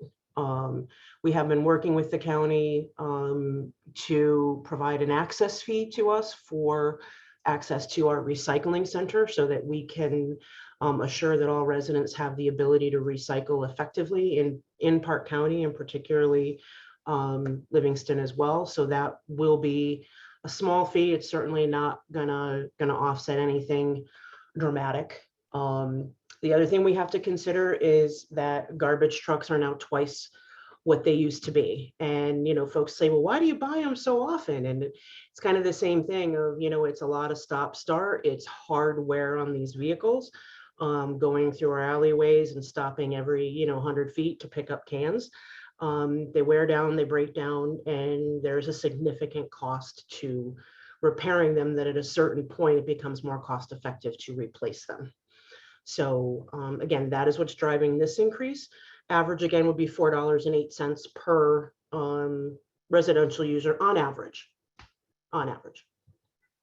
Thank you. Thank you, Mrs. Lowy. We'll go ahead now then, and I'm going to open up this public hearing on resolution number 5055. This public hearing is now open, and we will take public comment. Please raise your hand or put your name in the chat. Arlene, I see your hand up. Please come off mute. Give us your full name and your address, please. Thank you. Thank you, Commissioner Kale. This is Arlene Romer de Feltre. I'm at 106 Elm Lane. Can you hear me okay? We can, yes. Thank you. It's not exactly on the rates, although of course I think, it is trying for all of us to have, these constant increases.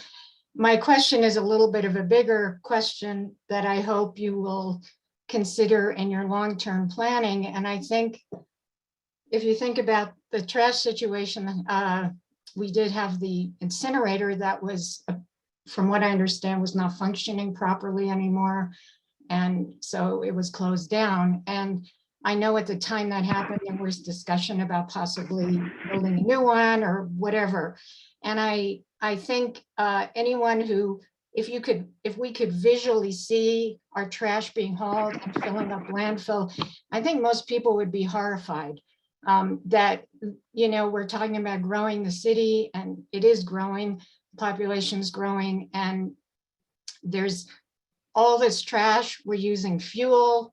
We're, you know, like you say, wearing down, you know, wearing down the, you know, paying for these people to haul the trash to Great Falls, and there's landfill.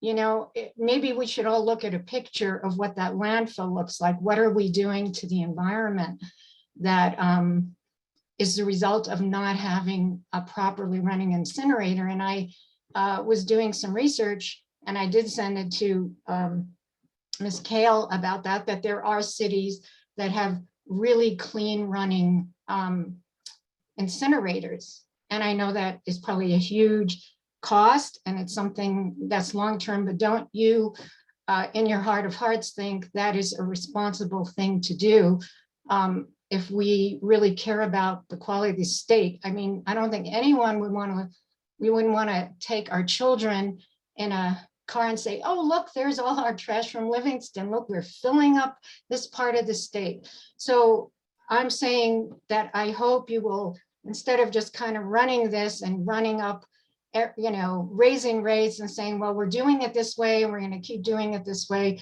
and we've got to pay more, which we can understand. I hope you'll really think about this in a long-term situation. And if anyone has more information on it, I would like to know as much as I can about the situation of our trash.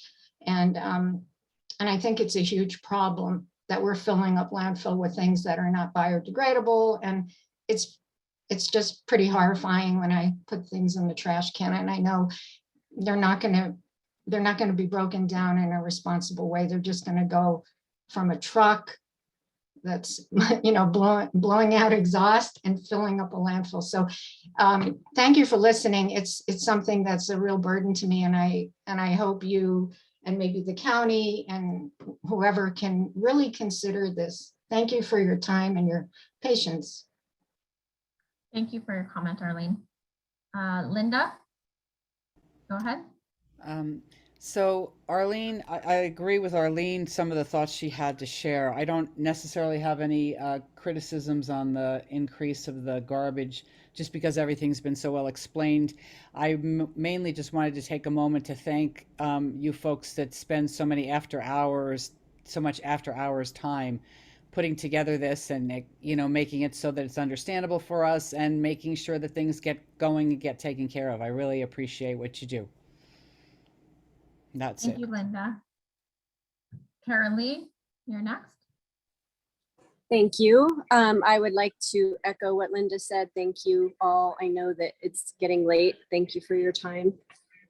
So I have one a little bit related to the last conversation about our income is too high. I'm just curious if there's a place where we can see how that's changed over the years. Is it because of the influx of people moving in that are bringing in the high incomes?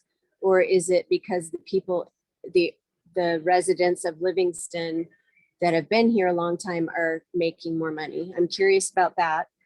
By the way, we're 32-year residents. And I forgot to say again, we have 2 rentals, one on South I, one on North End, and we're both business owners in Livingston, self-employed. And then my other question was what was already brought up by Arlene. I was also curious, I was going to ask about the incinerator as well. I didn't realize that ours was out of commission and that we were taking our garbage up to Great Falls.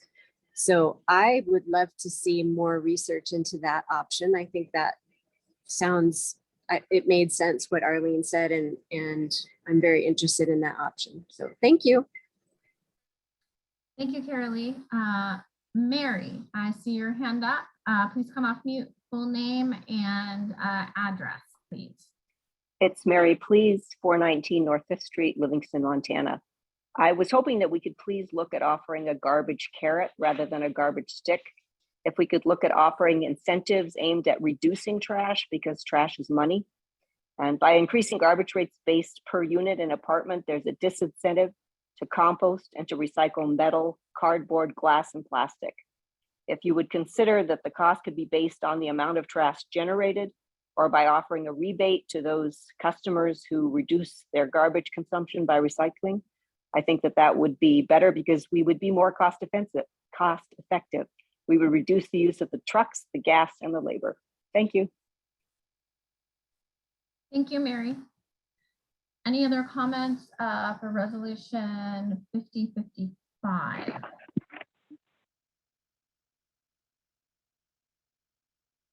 I do see a phone number that came off mute, ending in 7333. Do you have a comment? If so, please give your full name and address. Yeah, Daniel Berquist, 432 North 5th Street. Go ahead, Daniel. I guess the question I have is, I understand a lot of the issues we have, but so driving to Great Falls, like how can we renegotiate the deal to try to go to Logan when that's a much shorter distance? And the second question is, I work in heavy civil excavation. We burn 500,000 gallons of diesel a year, so we prepay in 3-month increments. So how does the city not know how much diesel it needs? Thus, they can lock in cheaper prices. And it's kind of like basically buying future, like oil futures, but it's in the diesel market. And that's something that I don't understand why. I understand diesel's gone up and it's expensive, and I get that, but why aren't we looking forward to know how many gallons we use every year, so that we know exactly how much we need to buy? We need to buy this much for this 3-month period, this much for this 3-month period, et cetera, et cetera. And I feel like just because diesel went up, that's not really my problem. So I just wanted to share that. Thank you for your time. Thank you, Daniel. Any more comments? Resolution 5055.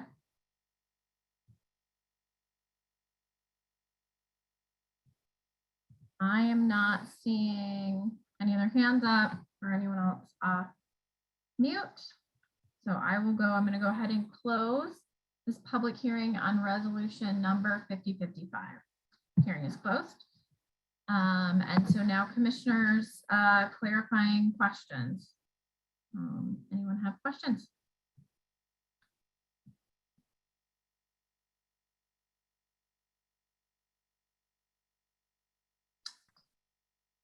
Commissioner Lyons. So I don't know anything about the incinerator. So would someone who knows about the incinerator tell me a little bit about the incinerator and what's happening there?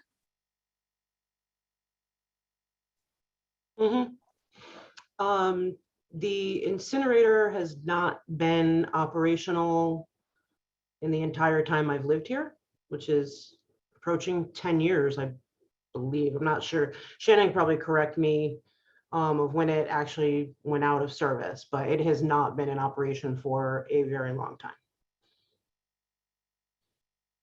Shannon, do you have a better figure on that and why they took it out of service? So I don't know an exact date, but I've lived here for 20 years and it's not been in operation in well over 15. And I know the county has done feasibility studies on looking at updating it to meet current standards. But we've had a partnership with the county now for 10 years that they have chose this past December to terminate. And I do think we have an opportunity as a community that we're providing a service now for our residents and our residents only. to look at all the options that the public has brought up tonight. And I appreciate everybody's input, but to Mr. Berquist's comment, we've been looking at Logan and even Billings for quite some time. They both have the capacity for garbage coming from the city of Livingston. This last year, we brought in over 18,000 tons of garbage, and that included all the garbage from Park County. We're going to be closer to 9,000 or 10,000 tons just with the city alone. So we have an opportunity. Our contract with our current contractor expires this October, and we've are going through the RFP process and looking at other hauling companies and disposal sites that are certainly closer to Livingston than Great Falls. So I will say that we've had a good partnership with our current contractor. That has been a 15-year relationship, and really it hasn't been until the last 3 to 4 years with the consumer price increases and fuel costs and labor costs escalating that we've really started to see an increase in our disposal costs. 5 years ago, for the effort that went to hauling 170 miles to Great Falls, our rates and our disposal fees were actually surprisingly low. And with administration's due diligence in our contracts, actually the last 2 years, our contractor's been limited to only a 5% increase when the CPI in this part of the United States has exceedingly been over 11 to 12%. So we've actually saved our residents money on disposal costs just with contract negotiations being maxed at 5% per year. And if I may, because Faith is absolutely amazing, she found a newspaper article from 1996, which was when that incinerator was being closed. Somewhere between 96 and 2000, it probably actually shut down. And part of the problem was EPA regulations, and retrofitting would have cost millions upon millions of dollars for the county to maintain, upgrade, or switch out that facility. Now, since 96, I'm pretty sure some technology has changed. And to Director Holmes's point, that's something we can certainly look at as we look at what we do with our solid waste holistically across the board. So that is something we can definitely revisit. But just to kind of close the loop on the incinerator, that was when it shut down.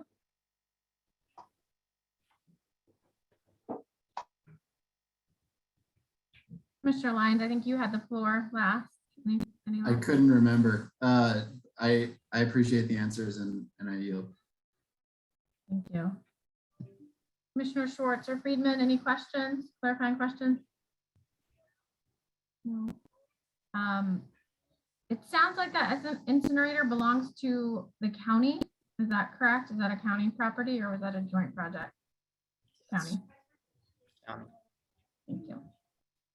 I don't think I have any other further questions. I think our public asked those questions for me as well, and our staff answered them, so thank you.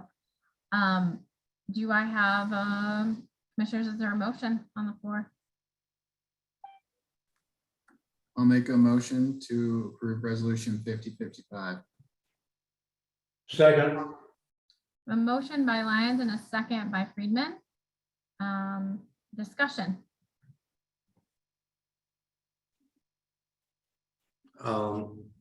Madam Chair. Commissioner Schwartz. Yeah, there was a question about fuel costs and stuff like that.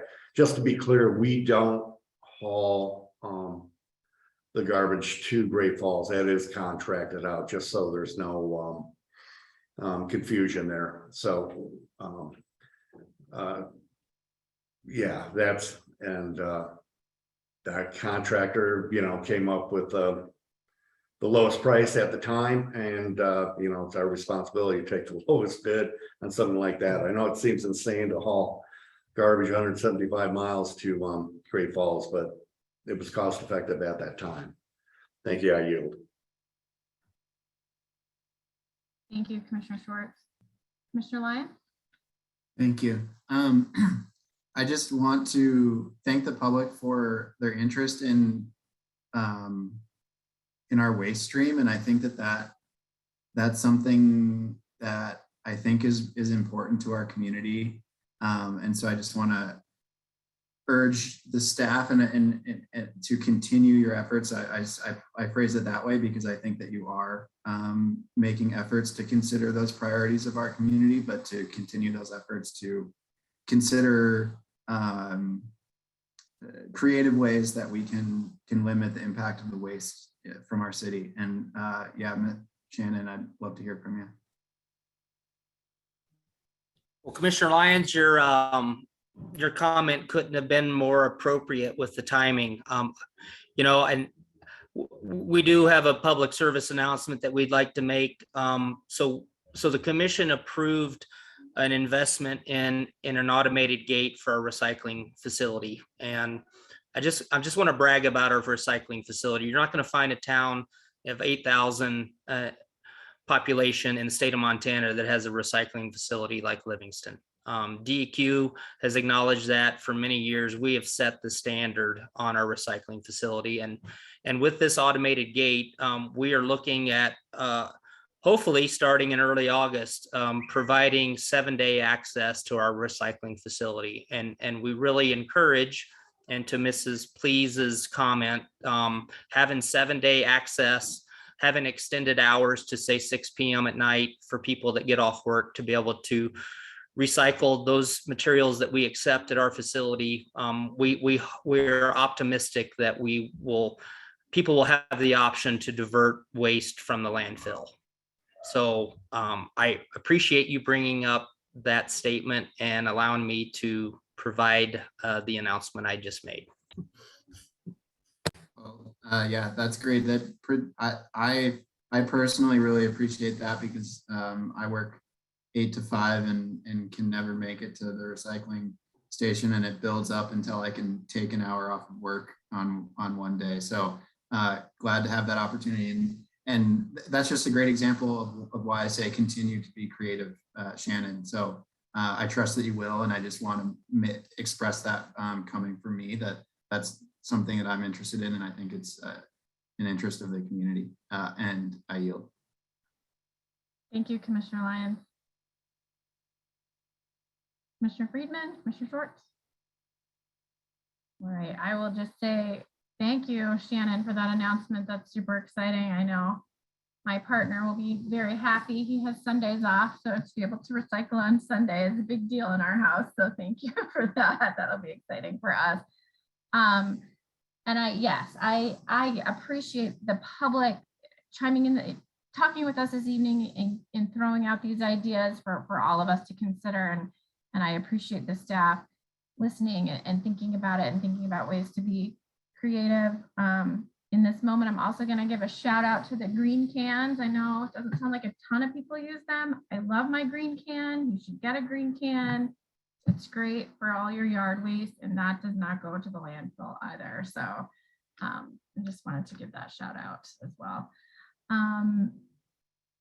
I think that's our deliberation for this, for resolution 5054. That's where I'm at, right?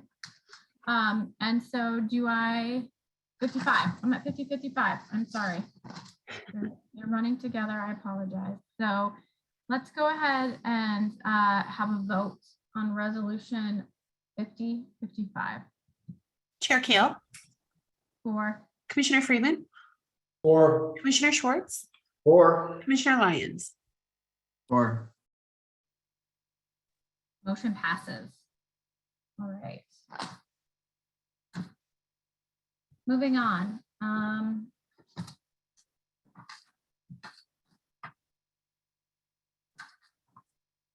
So we are moving on to resolution 5056, a resolution of the Commission of the City of Livingston, Montana, approving and adopting the final budget in the amount of $956,988 for the fiscal year beginning on July 1st, 2022 and ending June 30th, 2023, and making appropriations and establishing spending limits and authorizing transfers of appropriations within the same fund. Mrs. Lowy. Thank you. So this resolution is the total budget. This is all of it. So this includes both the general fund, all of the special funds, the special revenue funds, and all of the enterprise funds, which include the rates we've just been through. In addition to things like ambulance, 911, administrative cost allocation, and some of the transfers that we do for shared services between us and the county, like GIS or the sanitarian or some of the other services that we co-share cost with the county on. So this is the entire budget. So with that, I yield. Thank you, Mrs. Lowy. So we'll go ahead and open this public hearing on resolution number 5056. This public hearing is now open. We will take public comment. If you'd like to make a comment, please raise your hand, put your name in the chat, or come off mute. Daniel, it looks like you came off mute, so I'm gonna go to you. Full name and address, please. Yeah, 432 North 5th Street, Daniel Berquist. I guess before we approve this full budget, and I understand we're raising things, and I understand fully like competing with Bozeman because I work over there. I understand the rise in fuel costs and inflation, but at the same time, like, what are we doing to cut anything if the slightest minute issue, you know, like I work in heavy civil, so like I understand all the water and sewer, but like bike paths and trees, those are non-essential infrastructure items. Those are just auxiliary items. Light posts, they have to be where they have to be. But what are we doing to cut to help, you know, the poorest of poor who are being kicked out of this town? For all the, you know, every business has a help wanted for a low income person. What are we doing to what can we cut? So before we approve this, can we just have an intellectual conversation about, I understand we need sewer and water. I understand we need garbage. But like, can we maybe not build, you know, bike paths this year or plant some trees, or like what non-essential thing, or the recreational center that no one's ever at? And I understand there's certain people that like that, but at the same time, we have to, you know, tighten our belts, everybody as a community, and realize like, hey, you know, someone's getting kicked out of this neighborhood because of this meeting today. So that's all I'm saying. So thank you for your time. Thank you for your comment, Daniel. Other comments? Carolee, go ahead, full name and address, please. Carolee Valeriano, 2 rentals properties, one on South I and one on North N. And I just want to voice my opinion that I agree with what Daniel said. I think that we can revisit some of the expenses that are not necessary, especially after a pandemic and after a 1,000-year flood, and considering the influx of people that have raised our rates and the original people that are suffering. So thank you. Thank you.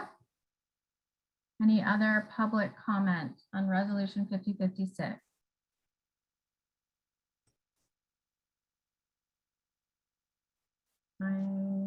Nancy Adkins, full name and address, please.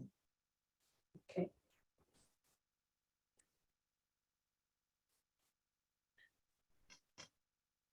Go ahead, Nancy. Yep. Yeah, can you hear me? Can you hear me? Yes, ma'am. Okay.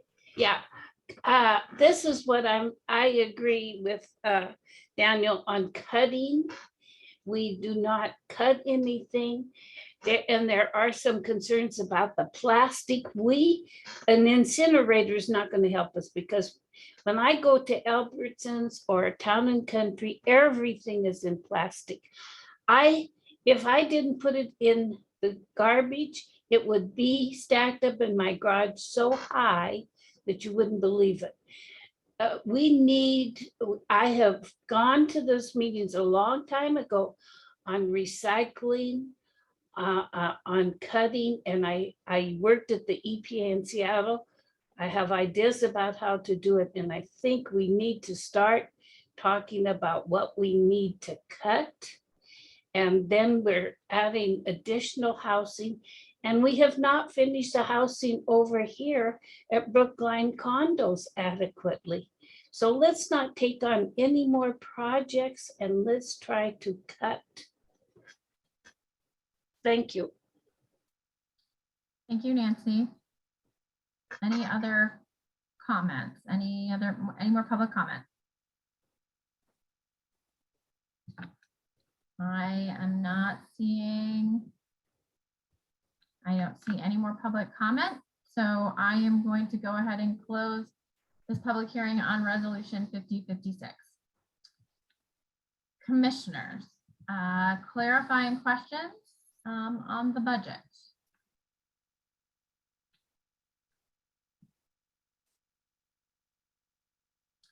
Commissioner Lyons. I have one, and I think if anyone can answer it, it's Shannon, but I'm not sure, Shannon, how up to date you are on parks projects. But for those who know me, you might not be surprised I'm asking about a capital request form for the skate park. There's $115,000 for landscaping here. I've heard through unofficial channels that there was some money left over when the skate park was built, and there was a plan to do an addition to it. Would you, it looks like, disabuse me of that misconception? I'll let Paige answer. I will let Paige answer the leftover money question specifically. And then we can go to Shannon as far as the capital requests for the skate park specifically. Thank you. Commissioner Lyons, we received just enough money from the skateboard nonprofit or association to cover the creation of the skate park itself. There were no funds left. In fact, I do believe they had to get some grant funds from the Urban Renewal Agency to actually complete the project. They did borrow some, and they were able to raise enough to pay back what they had borrowed, but there was absolutely nothing left. I know there was originally conversation that they would continue to raise money to pay for the landscaping, but after the skate park was built, the Skate Park Association kind of disassembled at that point, and there was no more fundraising done. And so that there may be money somewhere, but it's certainly not something the city has access to.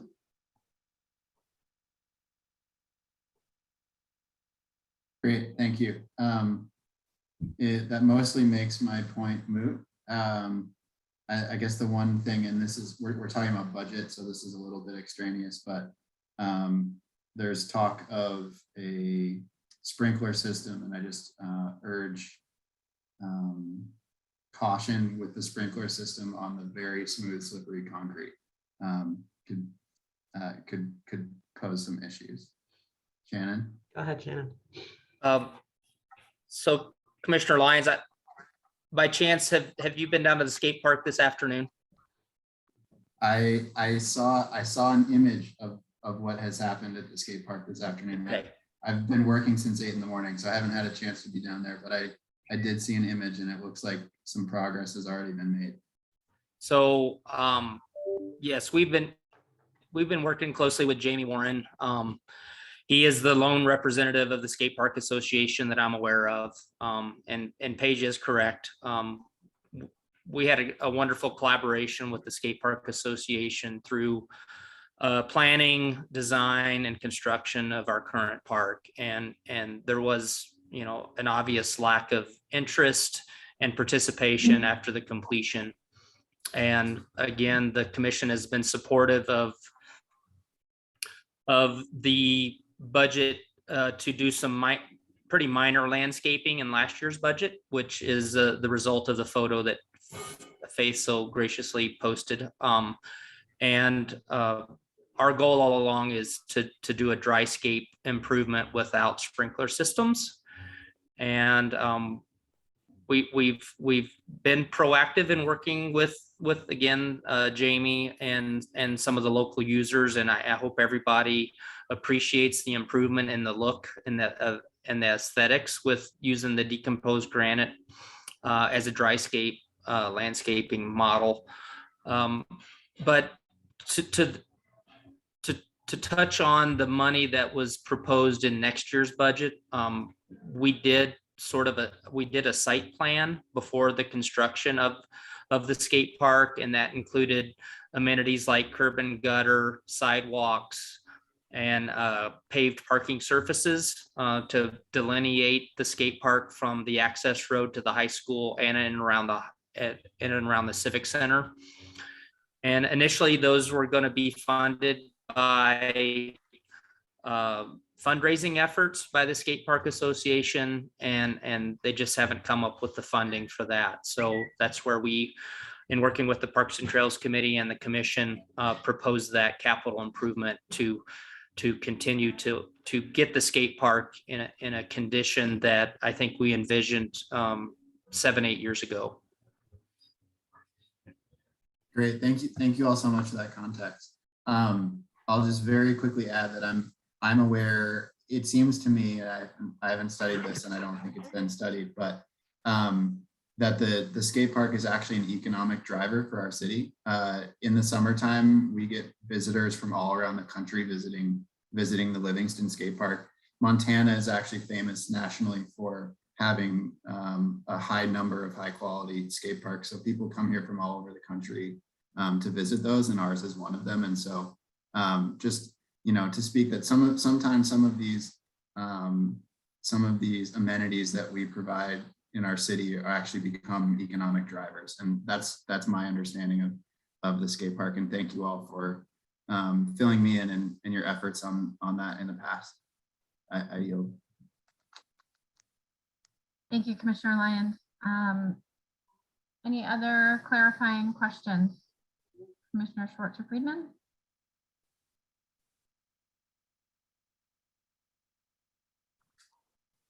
I don't think I have any questions. I had those answered last week or at our last meeting. I do have one quick comment, and then Ms. Lowy, I'll come to you. Just on one of the opening pages of the budget, you have my end of election year at 23. It should be 25. I don't know if anybody wants to change that, but Yeah, we'll correct it. I'll just let you know. And then Ms. Lowy, it sounded like you had a comment, and then we'll move on. Yeah, there were some questions both from Daniel and then from Carrie Lee, and I hope I said your name correctly, around what did we cut, and they want to see us cutting things. I did want to let folks know that out of the general fund budget, to get close to not being in deficit spending, we cut close to $400,000 out of that budget. The general fund budget is funded solely with property tax revenue, well, more or less. Yeah, more or less. I know Paige is doing there's some fees in there, there's some permit stuff. Yeah, so primarily the largest driver of that is property tax funding and entitlements from the state. So with that, we did cut $392,000 as we began this budget process. Some of the things that were cut were some parks stuff. There were some tree stuff cut, but then we were able to effectively get a grant, actually several grants, concerning trees. So every dollar we spent on trees ended up being matched. So we were able to get $50,000 worth of work done for 25,000. Now, hopefully that's something that we can continue further into this year. We've been very successful with tree grants. So that is an area that we look at, and that's also an area that we don't necessarily always spend every dollar that is budgeted, but we budget in a way that allows us to deal with tree emergencies. Like if you remember a couple of years ago, we had a huge windstorm and snowstorm in May, and we had tons of branches down all over town, power lines down. All of that has a cost to it, and those are some things that we look at and try to plan for proactively. We did eliminate a position, an extra, what would have been a building director, with the complexity of new codes and some unfortunate pending retirements that I don't really want to talk about. We needed a building position. We've not been able to fill that at such a niche fit. So we did end up cutting that for this coming budget year, where we're going to look at other alternatives to be able to fill that building director or building inspection role. As we continue to grow, there's going to be a need for that. And then lastly, Mr. Burnquist had made a comment about the rec center that is not used. I will admit, as normally I am the director of recreation and HR and admin services, I can tell you that rec center is in use from 7 a.m. until about 10 p.m. almost 7 days a week. On weekends, people rent it for birthday parties. It is a shelter for inclement weather. Our elderly folks that want to walk but need a solid surface to walk on for their own safety utilize it free in the morning. We also open our city pool, which if you've ever been by on a hot afternoon at about 2 o'clock, you can see is filled with kids and users recreating. So we run well over $100,000 worth of revenue programs out of there on an annual basis. Everything from little kid toddler programs to programs like pickleball that serve some of our seniors, and it's always fun when the teenagers show up to play pickleball with the seniors. So it is a great place for our community to gather and be with one another, and also have some recreation programs. So I will get off my rec soapbox now as the recreation director, but I did want to clarify that is a facility that is in use. Thank you. Thank you, Ms. Lowy. And I know lots of people use that rec center, and we appreciate all the work that you and your staff do down there. Any further clarifying questions? If not, can I have a motion? I'll make a motion to approve resolution 5056. Second. I have a motion by Schwartz and a second by Friedman. Any discussion, commissioners? Yeah, Madam Chair, briefly, I just want to remind the public that we do have budget meetings before this is presented, and that's an awfully good time to engage, with staff and us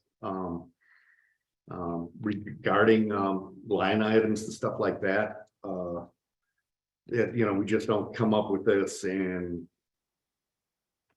surprise you with it at this time of the year, that we do have open public meetings regarding the enterprise funds and the general funds. And just a reminder that that's a good time to address a lot of these questions as well. And every year it's pretty much a bare bones budget. A lot of park stuff, trail stuff is, we hunt for grants and get money that way. But I think our staff has done a darn good job with utilizing what funds we have. Thank you. I yield. Thank you, Commissioner Schwartz. Other commissioners?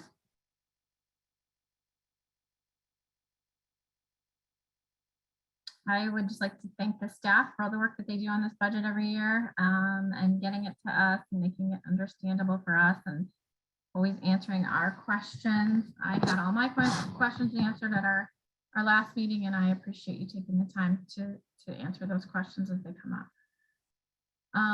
If we have no further discussion, let's go to a vote. Roll call, please. Chair Kale, For. Commissioner Freeman, Or. Commissioner Schwartz, Or. Commissioner Lyons. Or. Motion passes.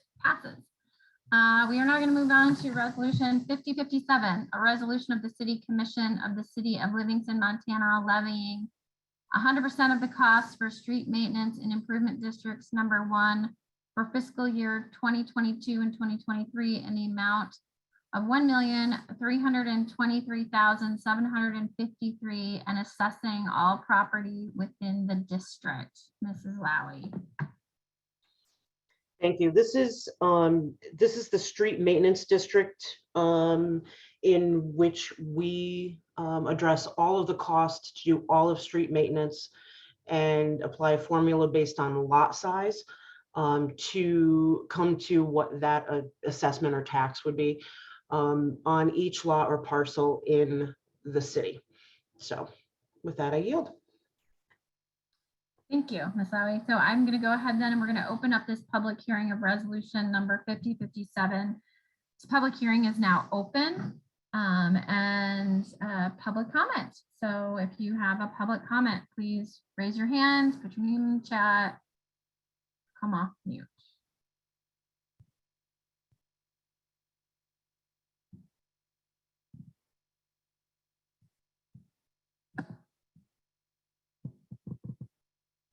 I am not seeing any public comment. Faith, are you seeing anyone? Okay, no. Okay, if we have no public comment, we'll go ahead and close this public hearing on resolution 5057.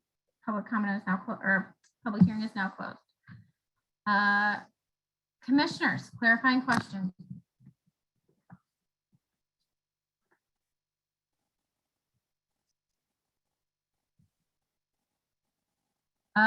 Commissioner Lyons. Just want to make sure I'm remembering correctly. District 1 is the entire city, correct? I'm seeing lots of nodding. That's my only question. Thank you. Thank you, Commissioner Lyons. And this is based solely on size of lot. So that's the calculation is how the bigger the lot, the more you pay. In other words, okay. Great, thank you. Any other questions? All right, if we have no other questions, is there a motion? I'll make a motion to approve resolution 5057. I'll second. A motion by Lyons and a second by Schwartz. Commission discussion. Any discussion?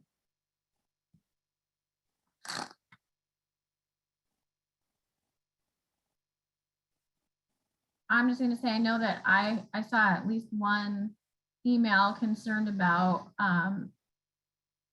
assessing size of the property and if that's fair or not. I know that's how we have been doing it moving forward. So I don't know if there's thoughts of looking at doing that differently in the future, but I know that that's how we've been doing it moving forward, or at this point anyway, unless I'm wrong.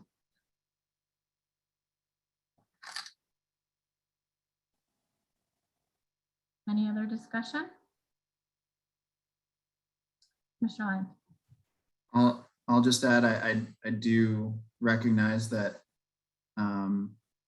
landholders in the city who have larger lots will be on the hook for more money. And there's a way that some people think about it is, well, you know, that's not commensurate with the amount of street that fronts my lot or the amount of sidewalk that fronts my lot. But we all use a lot of the streets in the city, and the proportion of land that you own within the city a pretty good proxy of your proportion of wealth that you own within the city, especially as real estate prices go up these days. And so in my opinion, it's a relatively equitable way to assess the fee. And obviously fees don't always work out perfectly equitable, and we do our best to do that. But again, this is another one of, streets are another very critical portion of our infrastructure. And we actually have a fantastic street network in Livingston, and it takes a lot to maintain that. And that's what's at issue here. So I yield. Thank you, Commissioner Lyons. Any other comments from the commission? And I'm going to chime in with one other thing. These rate increases around street maintenance and other utilities, these are the times where it would be, in my opinion, wonderful to have a resort or a gateway option tax that would help us collect funds from our visitors, our 3 million plus visitors that come through our community every year, and allow them to help us keep our town beautiful and our infrastructure working so that we can serve them the way that we want to do that as well. So that's my plug for the gateway option tax. With that, if there's no other comments, I will ask for a motion. Do you mean roll call? I'll make. Oh, I'm sorry. A roll call. Can we have a vote, please? Thank you, Faith. Chair Kale, 4. Commissioner Freeman, 4. Commissioner Schwartz, 4. Commissioner Lyons. 4. Motion passes. All right, moving on.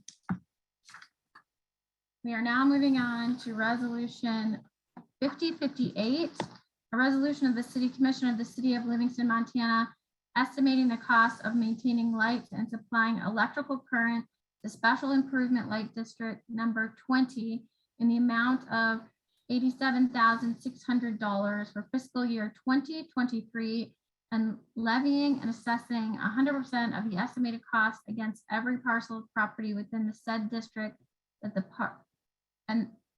district for that part of the cost which is accessible area bears to the accessible area of the district. Mrs. Lowy. Thank you. This particular fee is for the electric current for streetlights. The district, again, is the entire city. Thank you, Commissioner Lyons, for reminding me of that last time. It is the entire city. So this is the cost to turn the lights on. Thank you. Thank you. So we're going to go ahead and open up this public hearing for resolution 5058. This public hearing is now open. You have a comment, please raise your hand, put your name in the chat, come off mute.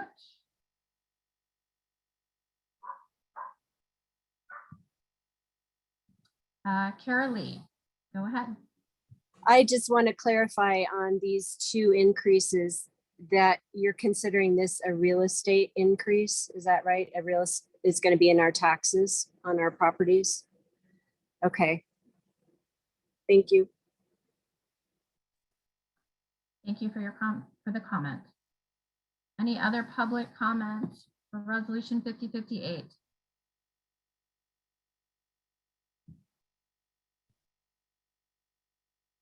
All right, I don't see any further anyone else raising their hand? All right, we're going to go ahead and close this public hearing for resolution 5058. Public hearing is now closed. Commissioners, clarifying question.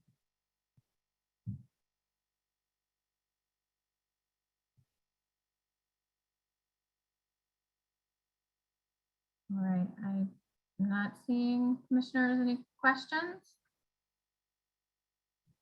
And Carolee, I think you saw the shaking heads, but yes, all these light maintenance street fees are on taxes, on your property taxes.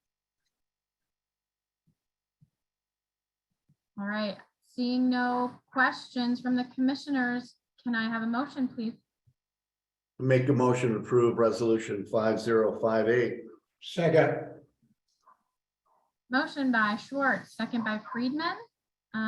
Discussion. Any discussion?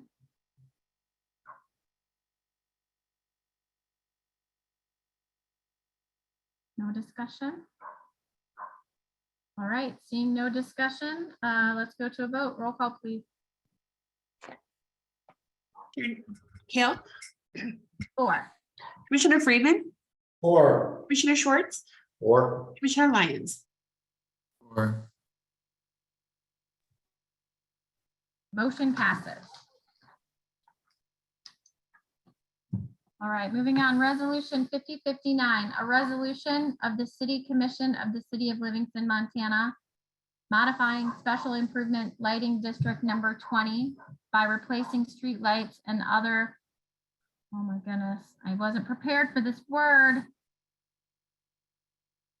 operances therein, and to levy and assess 100% of the estimated cost of $62,000 for fiscal year 2022 and 2023 against every parcel of property within said district for that part of the cost which is accessible area bears to the accessible area of the district, and calling for a public hearing. Mrs. Lowy.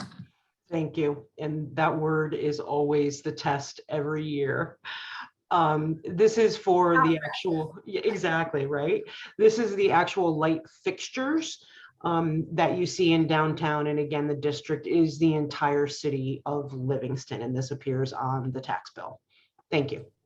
Thank you, Ms. Lowy. So I'm going to go ahead and open this public hearing for resolution 5059. This public hearing is now open. Any public comments on resolution 5059?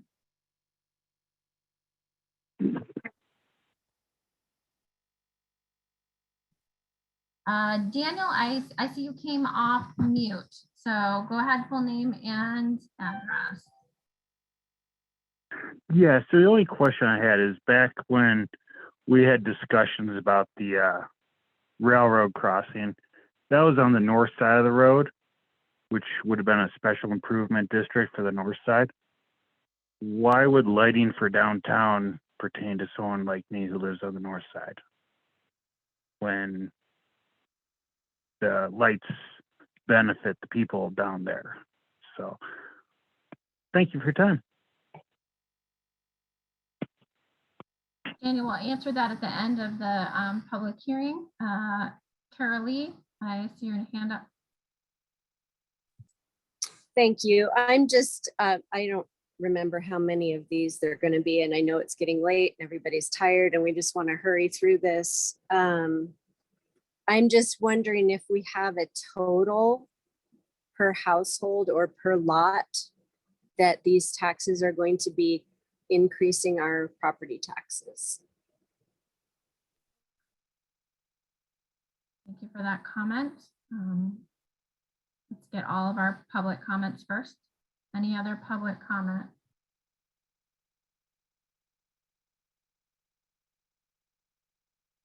I am not seeing any other public comment. Faith, do you see anything?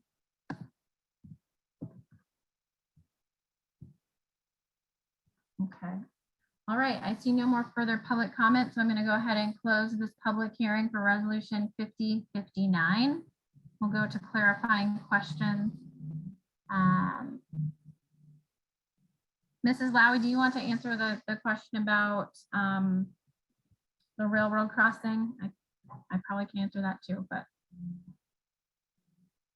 The railroad crossing was well, the vote that failed was a split special district. So there would have been payment by both the south part of town as well as the north part of town, and in the way that was set up. Certainly the special improvement district would have been on the north side, because that would be the area that primarily benefits from the crossing. In terms of getting across to the south side, getting to schools, getting access to highways, getting access to healthcare and downtown. So that vote did not pass last November. So that is what happened with that. As for how it benefits, the street lights really benefit everybody in the community. They provide lighting and safety both for pedestrians as well as drivers. It enables drivers to see pedestrians better, both in our heavily trafficked downtown areas, as well as our surrounding park areas. You know, and it benefits everyone, even me as a county resident, to have those lights when I come down and my husband and I go out for dinner at Fiesta or one of the other places in town. It benefits us all. So hopefully that answers that question. Thank you. And then Mrs. Lowy, perhaps, I don't know if I know because in one of these assessments, it's based on lot size, but would you or perhaps Paige have an idea of what that average cost for the street light maintenance might be per household? Light maintenance and the electricity, these two are just a straight calculation on number of residents. It is not based on lot size. Nope. Oh, no. She's correcting me. Which one isn't? They're both based on lot size. Okay, they are. Okay. And I'm sorry, I'm having problems with Excel, so I'm not able to pull up what people were charged last year. But for most people, the rates that they paid last year will be what they pay this year. They'll remain relatively unchanged because of the additional annexations. Thank you, Paige. That was great information. Any other questions, clarifying questions from the commissioners?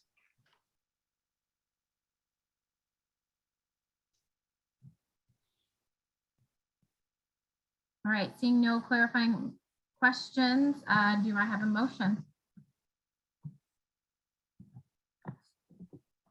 I'll make a motion to approve resolution 5059. Second. Motion by Schwartz and a second by Friedman. Discussion. Commissioners, discussion on resolution 5059.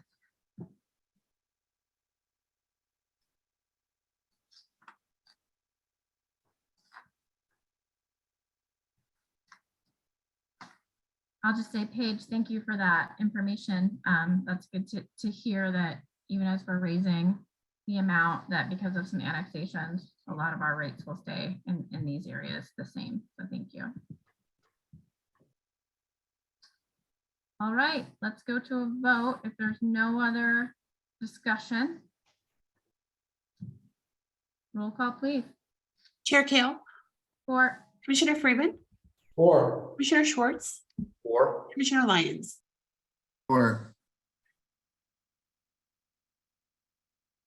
Motion passes. Thank you. Okay, moving on. Are we still in public hearings? I'm sorry, I have to look back in my agenda here.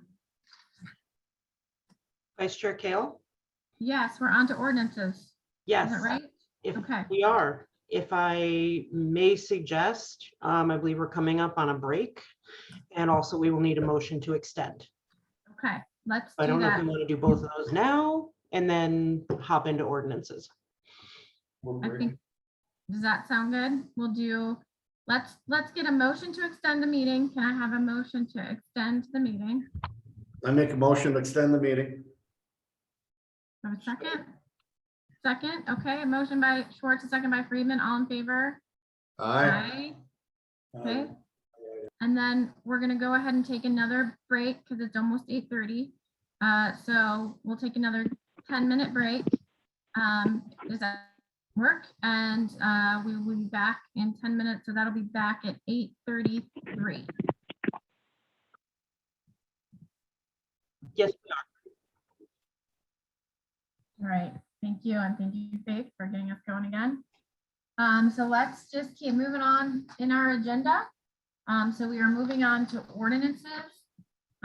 This is ordinance 3035, an ordinance of the City Commission of the City of Livingston, Montana, requiring all buildings to comply with the building codes and amending ordinances number 2053 as codified by Chapter 6 of the Livingston Municipal Code by adopting by reference the 2021 International Building Code, the 2021 International Residential Code, the 2021 International Swimming Pool and Spa Code, the 2021 International Energy Conservation Code, and the 2021 International Existing Building Code. Mrs. Lowy. Thank you. Thank you. This is an update to the overall building codes for the state of Montana. The state has adopted these codes. So by virtue of the state adopting them and the enforcement powers that we have and are required to do within the city of Livingston, we are required to adopt these codes almost simultaneously with the state. So this is an ordinance. We will move to a public hearing about this before we adopt it, and then it would be effective 30 days later. But this is actually a requirement for us to be in compliance and be able to enforce building codes in the city limits. So I would happily entertain any questions. All right, thank you. Now I have to get my order straight again because now we're out of public hearing. Right. So we are going to do, if someone may have to help remind me, I apologize. We're going to do clarifying questions. No? Yes. Yep. Clarifying questions and then public comments. And then a motion and then discussion. Okay. So commissioners, any clarifying questions?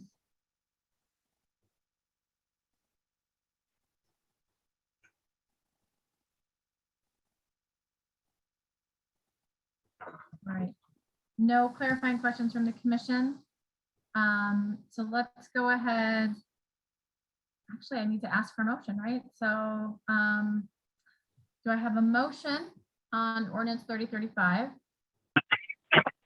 Make a motion to approve ordinance 35. Second. A motion by Schwartz and a second by Friedman. Now we will open it up to public comment. Are there any public comments on ordinance 3035? If so, raise your hand, come off mute. Daniel, I see you came off mute. Go ahead, full name and address and make your comment. Yeah, Daniel Berquist, 432 North 5th Street. My main question is actually for like Shannon. I mean, I would guess the commission and most people in government haven't looked at this, but have the directors actually gone through all this and verified the feasibility and the cost increases? And I understand there's some issues with this topic that, like, are we fully on board? Can we table this? Or, you know, is this what we're doing? Or are we just voting yes on everything tonight? But this is mainly for Shannon Holmes. So thank you for your time. Other comments?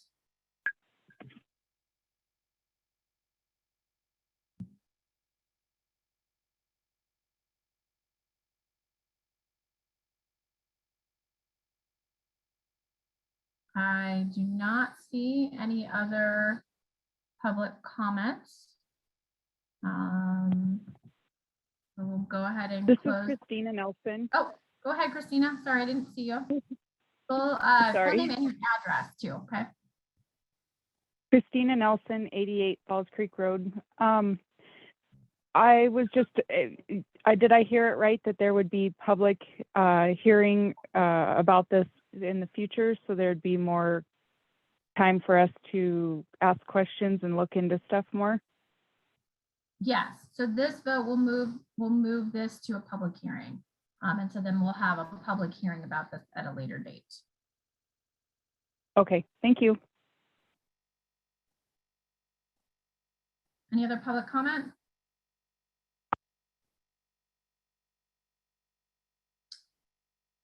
All right, seeing no more, I'm going to go ahead and close public comments. We'll open up to commissioner discussion. I know we had a question for Shannon. I think we've lost Shannon. I wonder, Ms. Lowy, if you have any follow-up to that. and then we will get some more discussion from our commissioners. Mrs. Lally. Yeah, we did excuse Shannon, so he has left for the evening. Shannon has left the building. As to Mr. Burnquist's question, we have reviewed the code. Both our planning director as well as Shannon have reviewed the code. It is volumes of code. So just to be clear, there are a lot of requirements in it. Whether or not it is feasible, it is what is required of us. So it is what we are going to do. Thank you, Mrs. Lally. Commissioner discussion? Commissioner Lyon. I'll just add a finer point, and Mrs. Lally said this, but I'm just going to reiterate. It's required by the Montana Code annotated, so it's required by Montana Constitution that once the state has deemed this necessary, that we have to follow suit. It's also very common that cities in the U.S. Update their building codes as the international building codes are updated every 3 years. There's one comment that I want to make, which is that there was a discussion around when we were debating whether or not to approve a subdivision on the northwest side about fire danger as the city continues to expand outward and we get closer to what's called the wildland urban interface. There's concern there about fire danger of those new structures. And to a large degree, all of the taxpayers of the city pay for that increased danger, or would pay for calls or issues related to fires at the wildland urban interface. The group of code creators, I can't even think of the word to describe that institution. But they have another code called the International Wildland Urban Interface Code, which Mrs. Lowy, I would really appreciate it if you could have someone look into the feasibility of us adopting that as well. That could possibly limit the concerns as new developments encroach further into that wildland urban interface. Might end up saving us money in the long run and keep people and their property safe. So if you wouldn't mind, for the next time it comes to us, have some kind of information on how feasible it would be for us to adopt that one as well. It's made by the same folks that that produce these codes that were voted that we're talking about tonight. So if you want, you can respond, not necessary. But what's that? I said, actually, I can. Okay, great. The NFPA, which I think are the codes you're talking about, are the fire codes, and the building codes and the fire codes are substantially very similar to one another. And then when we talk about specifically the urban wildland interface, as someone who has had a wildfire on their property, it is a sight to behold. And I'll take like 2 seconds to advocate for mitigation and defensible space, especially if you are in an area that has a lot of grass that could catch once it dries out, which is what happened at the property below me. And that fire ultimately ran 112 acres right around my house. So we have largely looked at and adopted through the building codes what the fire codes would substantially be, but both Chief Lindroth and Chief Chavalowski are working on the NFPA component now. and looking at programs where we can enhance our fire inspection as well as fire mitigation, especially in the areas that we know are right on that border and interface with wildland. So it's something we are acutely aware of. Okay, thank you. So if there could just be some information in the next packet Certainly. on that, that would satisfy me. So thank you so much. Thank you. And I yield. Thank you, Commissioner Lyons. Commissioner Schwartz, Commissioner Friedman. Any further discussion? Commissioner Lyons, thank you for your insight on that, and Mrs. Lowy for the follow-up as well. I appreciate all that information. With no further discussion, I would just say that I know these are things that we need to move forward with through state code, so we need to move those, but it's good to see some updates coming through as well. Let's move on to a vote. Roll call, please. Madam Chair, I'm sorry, I must have missed the motion. Did we miss the motion? I don't have a record of it. I made motion, Mel seconded. I thought so. Okay, my apologies. Thank you, Madam Chair. 4. Commissioner Freeman, 4. Commissioner Schwartz, 4. Commissioner Lyons. 4. Motion passes. Thank you. All right, we're moving on to resolutions. I have a resolution A, joint resolution number 2022-03, a joint resolution of Park County and the City Commission of the City of Livingston, Montana, authorizing the County Commission and the City Manager to execute and deliver a deed that transfers the city and county interest in the addition to the Livingston Park County Public Library to the Livingston Park County Public Library. Mrs. Lowy. Thank you. This is a resolution for us to essentially just transfer the property rights interest in the library back to the library itself. This will allow them to insure the property more fully as they have decided to seek out some further independence. So this is just a technical matter of paperwork to allow them to be able to procure the appropriate levels of property insurance. Thank you. Thank you, Mrs. Lowy.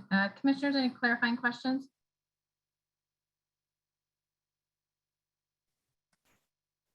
Commissioner Lyons? So is this related to the MMIA decision of not insuring them? I was on mute, sorry.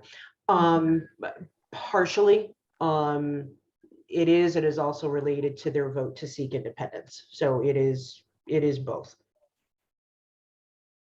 Certainly MMIA was the trigger point for that.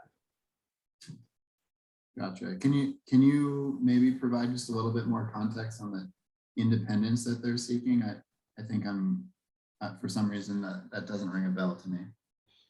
Okay, they had the vote to whether or not to be or remain city employees. They chose to become independent and not be city employees any longer. So that changes some things as far as how we handle accounting for them. Some of the services that were once shared are now no longer shared. Like we used to cover the bookmobile on our auto policy. Now they've got to cover it on their own. Health insurance wise, they were eligible for funding for their health insurance through the permissive levy.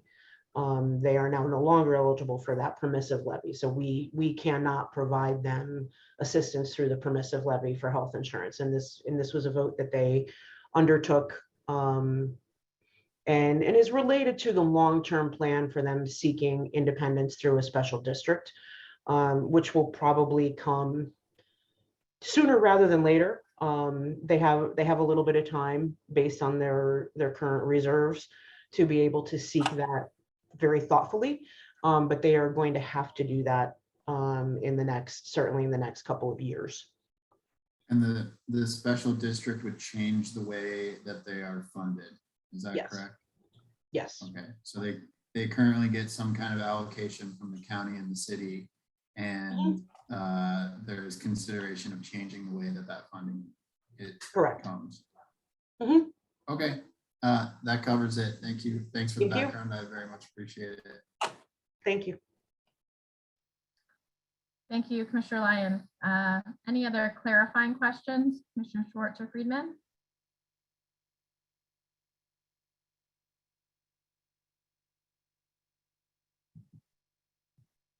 All right, do I have a motion?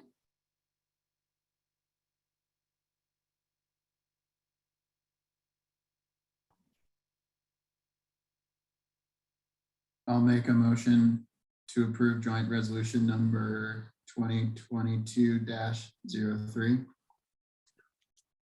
I'll second. The motion by Lyons and a second by Schwartz. Now we'll open it up to public comment. Nancy Adkins, I see your hand up. Come on off mute, full name and address, please.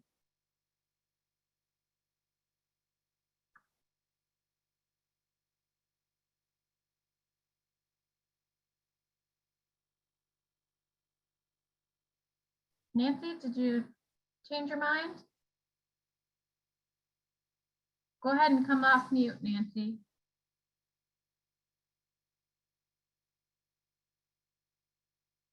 Yeah, okay. Okay, I have questions about the library.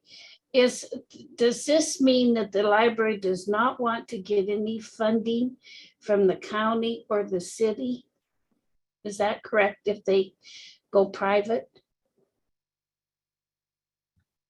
And then the other question is, doesn't this have to come up for a vote in the election to be a separate unit or entity or something?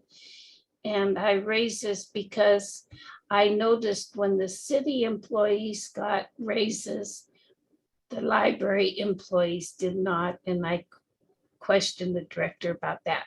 So I'm real concerned about what this involves, having seen what happened at the senior center where they lost their funding. Thank you. Thank you, Nancy. Any other public comment?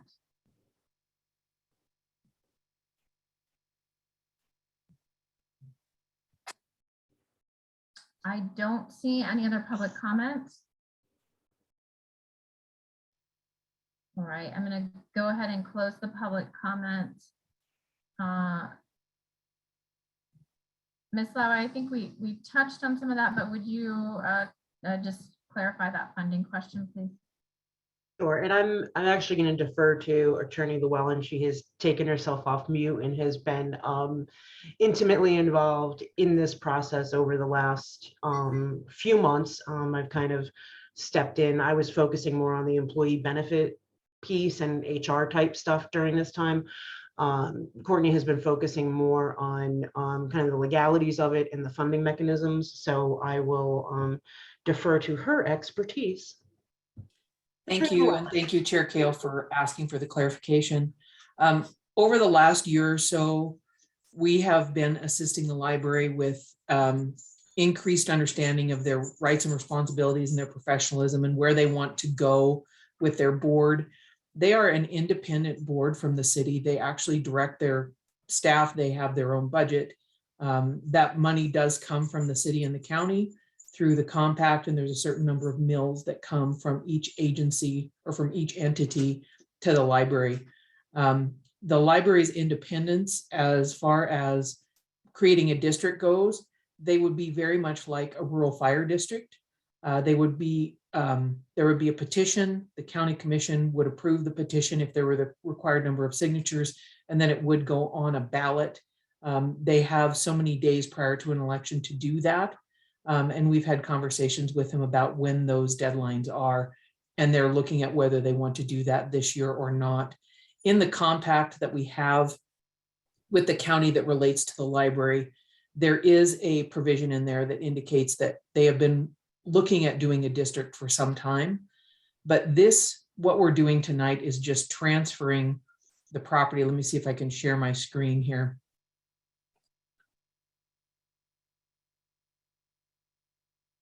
Okay, so if you see where my cursor is in this blue block, this is the addition to the library from 2005. And this block right here is the original Carnegie Library from 1903. And so when the county and the city partnered to have that new addition on the library, there was a funding source that required that to be owned by the city and the county. And what we want to do is transfer that property back to the library. So the library owns the whole thing and they have the independence that comes with owning that as far as their insurance goes. Because as most of you are aware, you can't insure what you don't own. Anybody have any questions?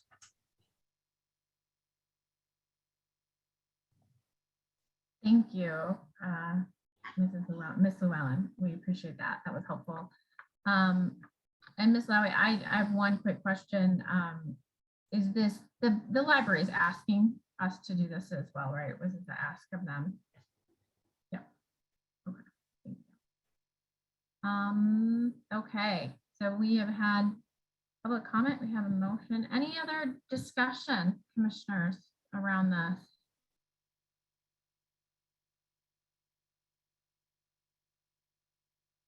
I'm not seeing any. All right, seeing none, we'll go ahead and move on to a vote. Roll call, please. Chair Kale, For. Commissioner Freeman, Or. Commissioner Schwartz, Or. Commissioner Lyons. Or.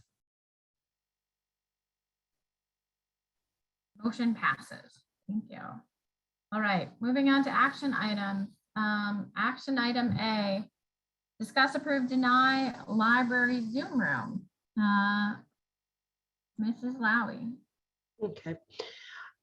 This project has been in discussion for some time now about creating a Zoom hybrid, I almost merged the two, in the library, so that we would be able to have hybrid meetings and have a dedicated meeting space both for the county and the city.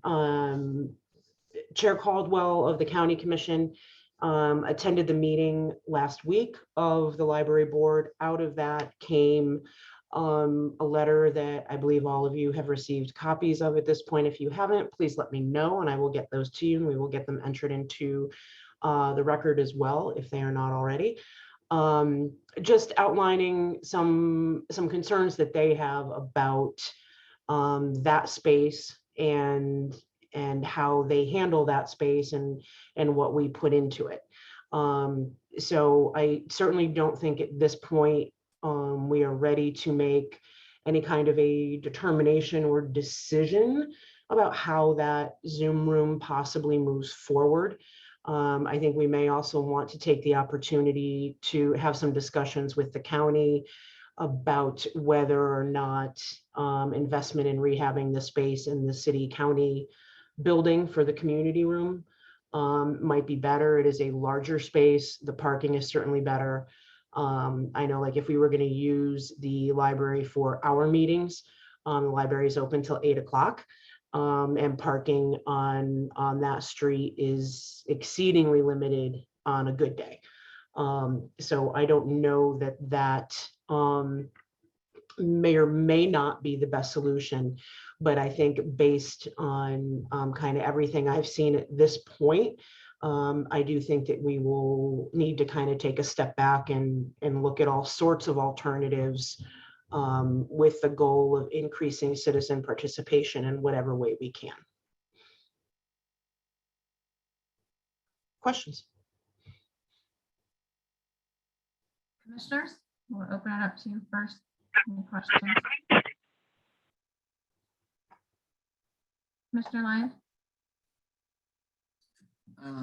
Could someone just outline like a few points of what the benefits are of having that hybrid room there as opposed to existing capacity we have in City Hall and the City County building. I think creating that shared space with ownership among the three entities is probably one of the collaborative advantages of that space. I know that there has been some contention about utilizing that space. There's been concerns that the city and county are taking it over. That who's got first dibs, who's got first right of refusal, how do we schedule it? So there's some challenges to work through because there are a number of groups that do use that room and want to use that room. I think it's a great gathering place. It is pretty centrally located, but so is City Hall and so is the city county building. So when we look at every alternative available, I think that's something that we're going to need to examine of what the advantages are of utilizing the library space versus any of the other spaces that we have available to do this in. I think it requires a full analysis all the way across the board of all the options. Is there a plan for, I don't know, a formal analysis or what how do you see that process moving forward? I think it's going to just start with discussions with the concerned involved parties. I think that's the point where we start. It's getting the county, us, and the library into a room and seeing really what are defining needs, defining parking concerns, any of those logistics that we need to look at really for this room, and then also looking at cost. That's always a driver of how we split costs when we're doing a capital investment like this. And then we look at are there ways to make this this hybrid work differently. As I said in the last meeting, we're testing out a model where we have Commissioner Schwartz and Friedman here in City Hall with us. That room, I've checked with our fire chief. That room can comfortably hold 23 by code. So do we look at kind of reconfiguring that room a little bit, depending on what that's going to look like, what our participation is. So there's a lot to consider. Average participation, number of folks that are going to show up. There's a lot of things to consider. So I think it just starts with a very frank conversation between all of us. Okay, thank you. Other commissioners, clarifying questions?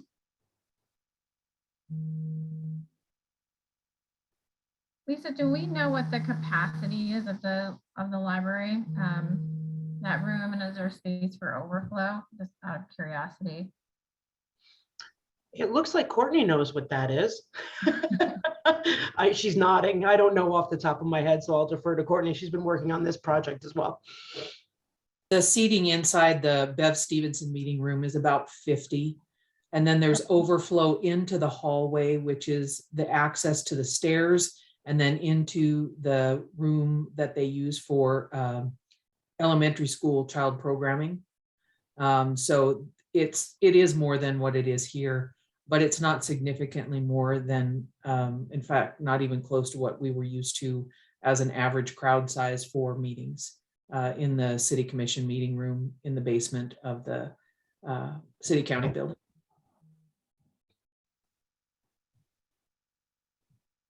And would this be something that we would, I know that we need to update our compact, and would this kind of fall within those conversations around the compact? There are lots of conversations that have been happening over the last year, including draft MOUs about use. Commissioner Caldwell was particularly instrumental in moving this forward. And he was, I think, in the best position to go to the meeting last week and visit with the library board about all of the issues going forward. At this point, the bid that we got for the electronics would need to be updated in any case. So as we're looking at options, and where that audiovisual equipment should be installed. I think Lisa's right. I think that looking at all the options again is a good idea.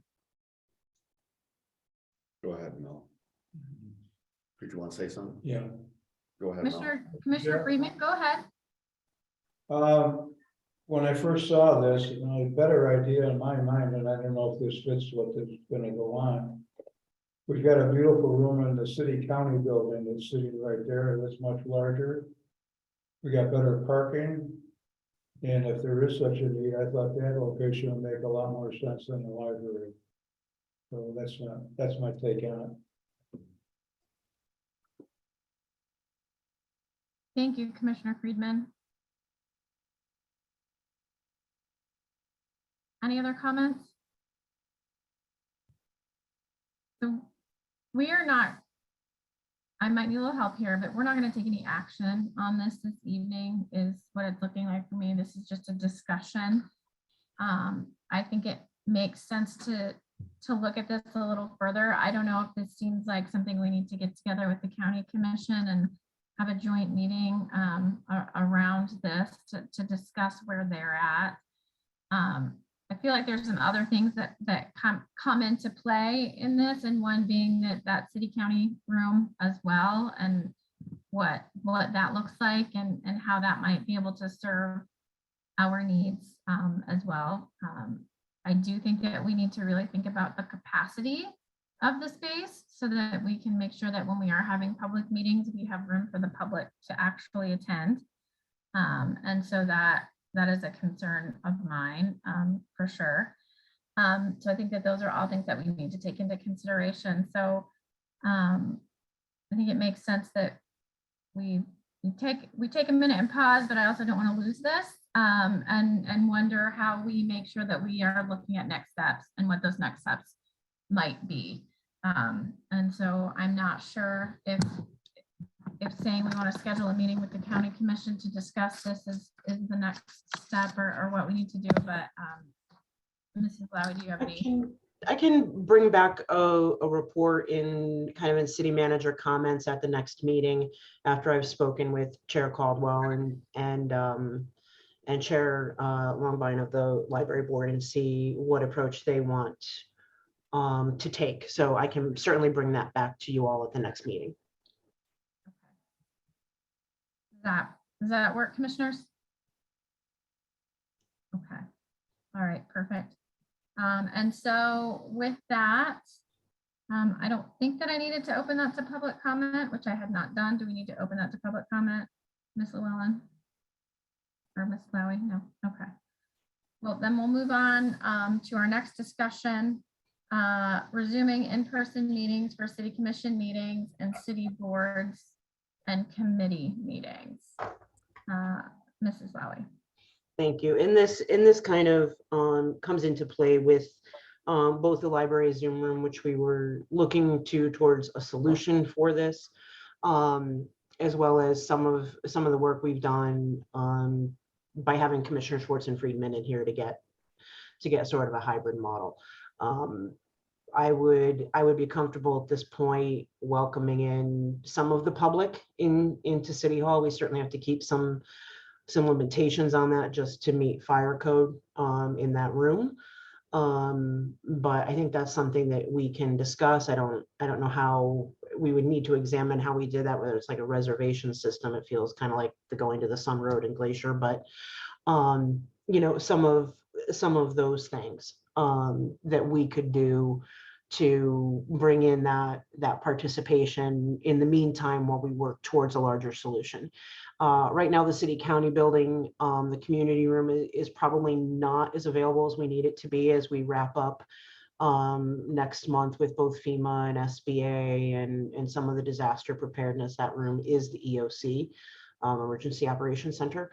So that is still in use related to the flood. So I think we have some time to work through what may be the best solution and then bring back a proposal to the commission of what that looks like. But in the meantime, and I know we had a woman on during the public comment in the very beginning that was concerned about participation. We've also had an email recently today that I can certainly share with the rest of you. I don't know that it went to all of you about encouraging that participation. So I think we can have some folks in here on a small scale.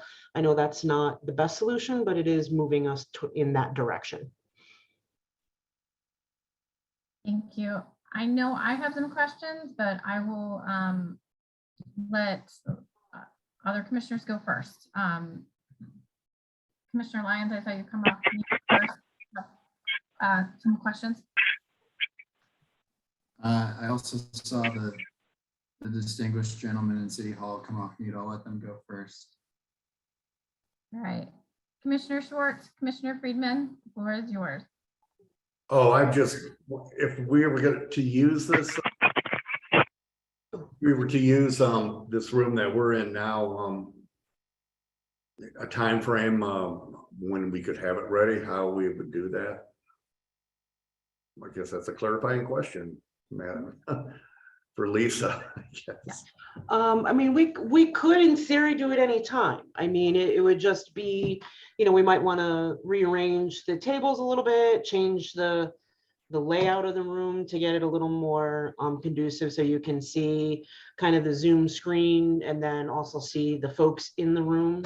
But that's something we can take a look at, and maybe if some folks are willing to come in on the next meeting and give it a whirl with us and try it out, we could do that. Yeah. Okay. Yeah. Because I know some people, you know, are anxious to meet him. You know, the public wants to meet, of course, in person and stuff like that. So, and I think the sooner we can. I didn't realize the city county community room was still being utilized. That's probably a ways off if we were able to utilize that without the hybrid, you know. Yeah, it is, and I don't know. I don't know what that time frame looks like. So that's something I can also work to clarify with Greg Coleman and the folks at the EOC. Yeah. Okay. Yeah. The sooner we can, you know, be able to bring the public in, I think the better. Thanks. That's all I got. All right. Thank you, Commissioner Schwartz. Commissioner Lyons? So I'm also in favor of having people have the option to come in person. I don't think that I would be in favor of a strictly in person, meaning no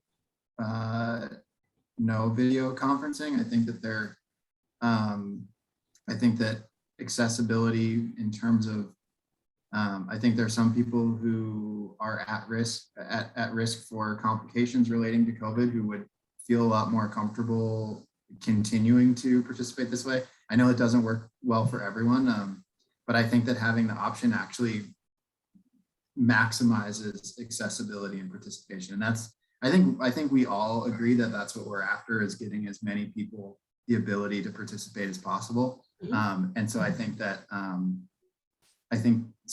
for that reason, I would feel strongly that we need to maintain some kind of video participation. It seems like the infrastructure being used in the room at City Hall is working well. I can see the handsome commissioners clearly, and I can hear them clearly. But I think that the size of that room is a constraint, and I would be worried about turning people away from our first invitation to an in-person meeting. And I think that's going to send the opposite signal of what we're actually trying to do. So I think that should be considered as well when we think about our first welcome back to city commission meetings.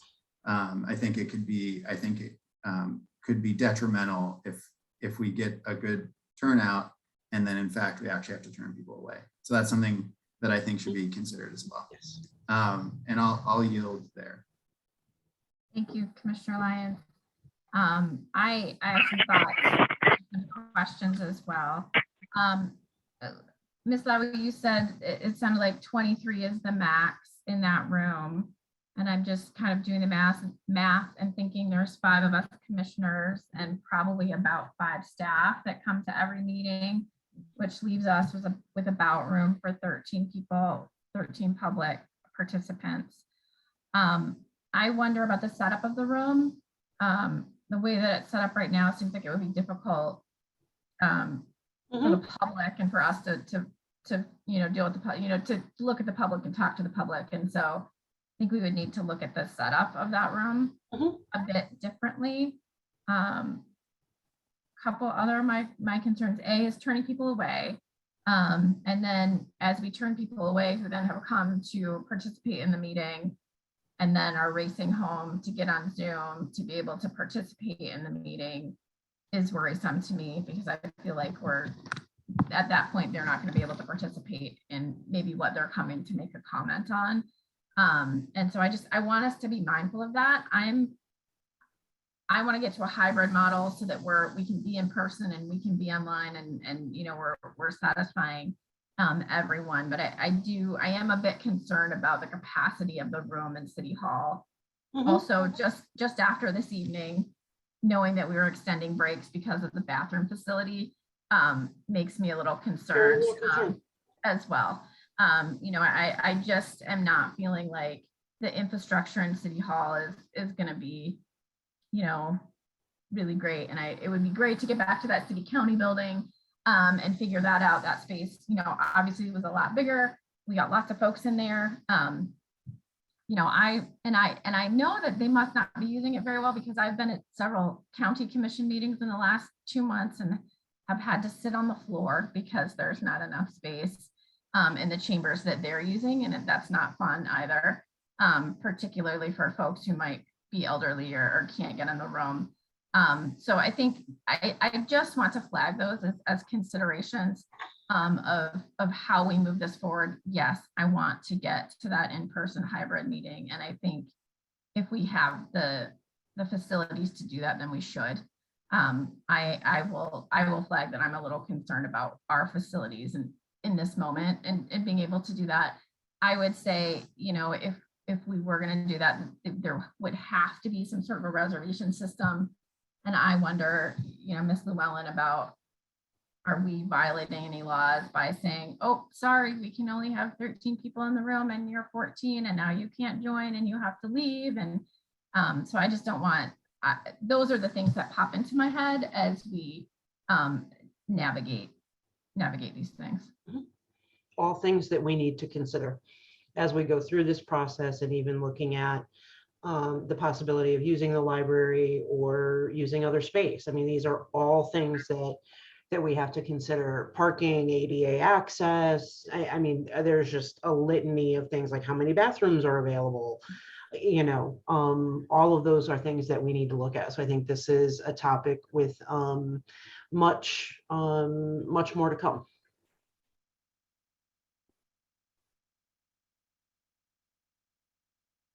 So commissioners, any other questions, comments? I want to thank you for taking over tonight and doing a good job at a tough little agenda. So thank you for doing that. Thank you, Commissioner Friedman. Any other questions around going this topic? I personally am feeling like we need to get a little bit more information and have a little bit of a better plan before we set the date. But I also think that it seems important that we dig into this. Let's perhaps Ms. Lowy, you can come back, or come back next time with a little bit more information about what some of this might look like. I think you've heard some of our questions and concerns, and I know we want to see this move forward. I don't want to have the last word on this evening. I just want to make sure that none of any of my other fellow commissioners have anything else to say around this before we move on.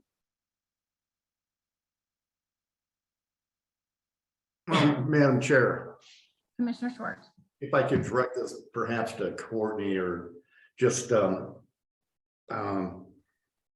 what are our obligations as meetings?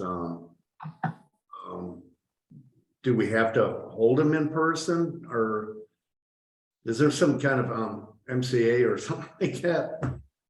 I want to make sure we're not violating that, because we are leaving out a segment of the public that perhaps doesn't have access to Zoom or a computer and stuff like that. So I'm just Right. looking at that. Right.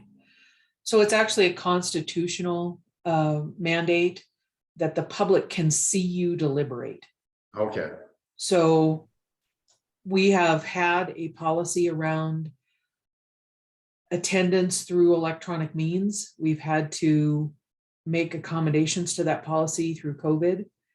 And we have learned through COVID that we can do electronic connections, but that there is also a need for people to be seeing each other in the same room, to interact with each other, and to allow the public to interact with the public who serves them, whether that's staff, administration, or the commissioners. And in order to do that, plus provide as much connectivity as we can for people who want to participate, both in person and online, having this kind of a hybrid room does meet the standards that we want to promulgate for our community, as well as being strictly legal, as you know, as well as transparent as we can, and offer people the accommodations that we have always done around their ability to see and hear meetings. Okay, thank you. Yeah, because this has been a great format. We've had a lot more participation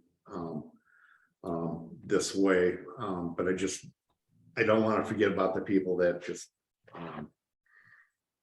don't have access. So that's all. I'll leave it at that. Yeah, I'd like to see some options, and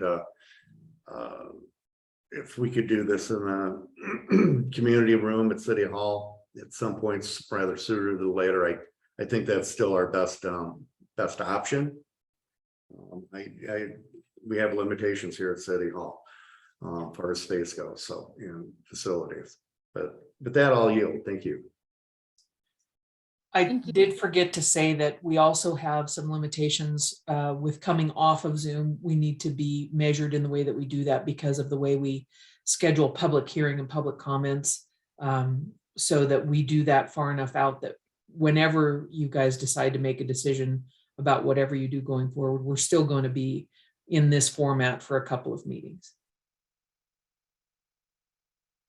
Thank you for all posting issues. We would, for our posting obligations. Yes. Okay. Thank you for that. Okay. Well, I think Ms. Lowy, I think you've heard our thoughts, and we look forward to some options moving forward, and we appreciate your work on that. And so that brings us, oh no, we have one more thing. I'm sorry. One more thing on the agenda. Let me find it. So this is action item C.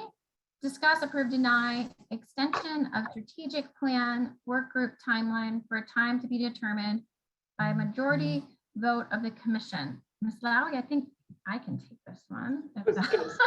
Do you want to do this one, seeing how you and Chair Newts were making the request, and you're on the committee?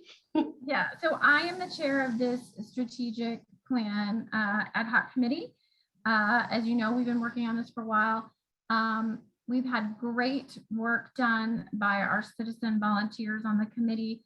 We need a little more time to finish that work. We're pushing through.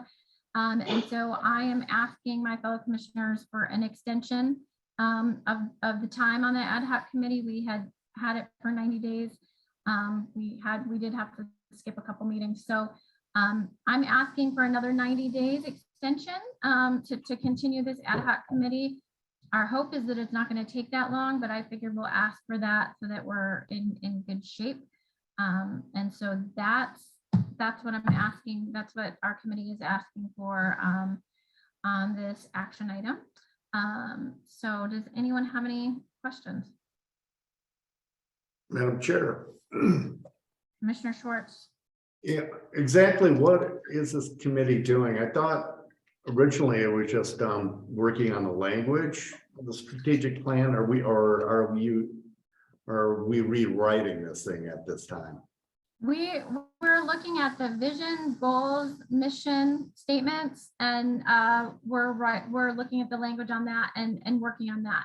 We're not working at the larger level of everything that's in the strategic plan. We are looking at the goals, the mission, the vision statement, and that sort of opening section of the strategic plan. Okay, thank you. Mhm. I'll make a motion to approve the extension of 90 days for the strategic plan visioning committee. Second. I have a motion by Schwartz and a second by Lyons. Do you have any public comment?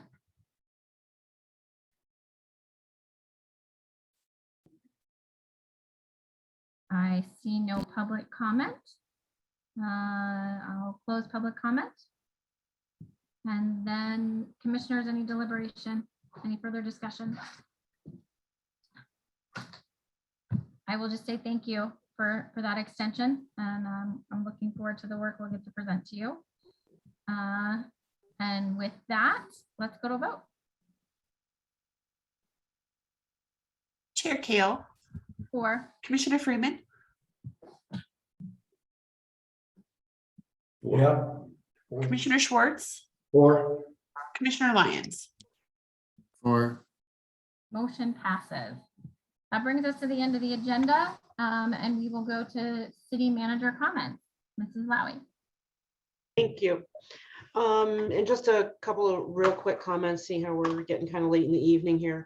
I did receive notification that the FEMA Center here in Livingston at the rec center will be closed on 8/3 and 8/4. They have some staffing challenges on those 2 days. They will reopen on 8/5. So just wanted to put that out there for the record. The initial draft of the mailer and advertisement for the city manager permanent recruitment has been received. I have forwarded it to you. It is an initial draft. I did make a couple of quick edits just on some things that were mentioned in there that we're no longer doing. So we will hopefully see the final draft by the end of the week, but wanted to let you know that that was progressing forward at the pace outlined in the scope of work provided to us by GMP. And then Vice Chair Kale, you kind of mentioned it about alternative forms of revenue that we need to start looking at as a community. One of those that is a very viable option for us, but that did not make it through the legislature on the last try, was a gateway sales tax of things that primarily impact tourists. So it would be a way for tourism to help the city fund infrastructure, streets, all of those things that we've been talking about rates tonight on. These alternative forms of revenue could be borne by some of the tourists that come to our community and certainly have an impact on our resources, whether it's they're calling 911, they're using our streets, whatever the case may be. There is, I think, an opportunity there to perhaps revisit that alternative form of revenue, and again, start thinking really creatively about how we do this as a community. So with that, I will leave it at that. Thank you. Thank you, Mrs. Lowy. Commissioner comments, Commissioner Lyons. Nothing except for thanks to Chair Kale for running a good meeting this evening. Good job. Thank you, Commissioner Lyons. Commissioner Schwartz. I'll ditto what Commissioner Lyons said. Thank you, Carrie, for running the meeting. Good job. Just a quick note on the ARPA ad hoc committee. We've met a couple times, coming up with an application process, and we should be coming out with that within the next 3 weeks, I would say. Thank you. With that, I yield to Mr. Friedman. Yeah, just want to thank everybody for hanging in there. Awful lot of material flowing at us, so. And I look forward to having some meetings as a commission and go over a few things in the future. So thank you for everybody's sticking in there. Amen. Thank you, Commissioner Friedman. I would just like to thank the city, Mrs. Lowy, and the staff for all your conversations with us tonight and answering all of our questions. I felt like we really allowed the public to learn a lot this evening, and I think that that was incredibly helpful for all of us. So thank you for that. It was very appreciated.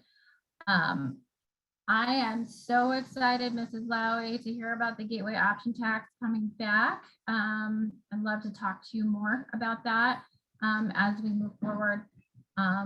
I feel like, you know, maybe the tide is turning a little bit, and I feel like we can potentially get a lot more support this go round with the things that have happened over the last several years. So I look forward very much so to future conversations around that for sure. Thank you to all my fellow commissioners this evening. I thought I had something else, but I've lost it. It's been a long evening. Thank you all for hanging in there.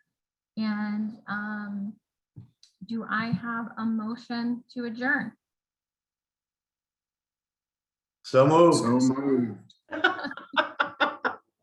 All in favor? Aye. Aye. Aye and Thank bye. you. I'm by. All right. I'm closing. Thank this you, meeting everyone. at 9:30 on this day of July 26th. Thank you all. Good night. Good night. Thanks.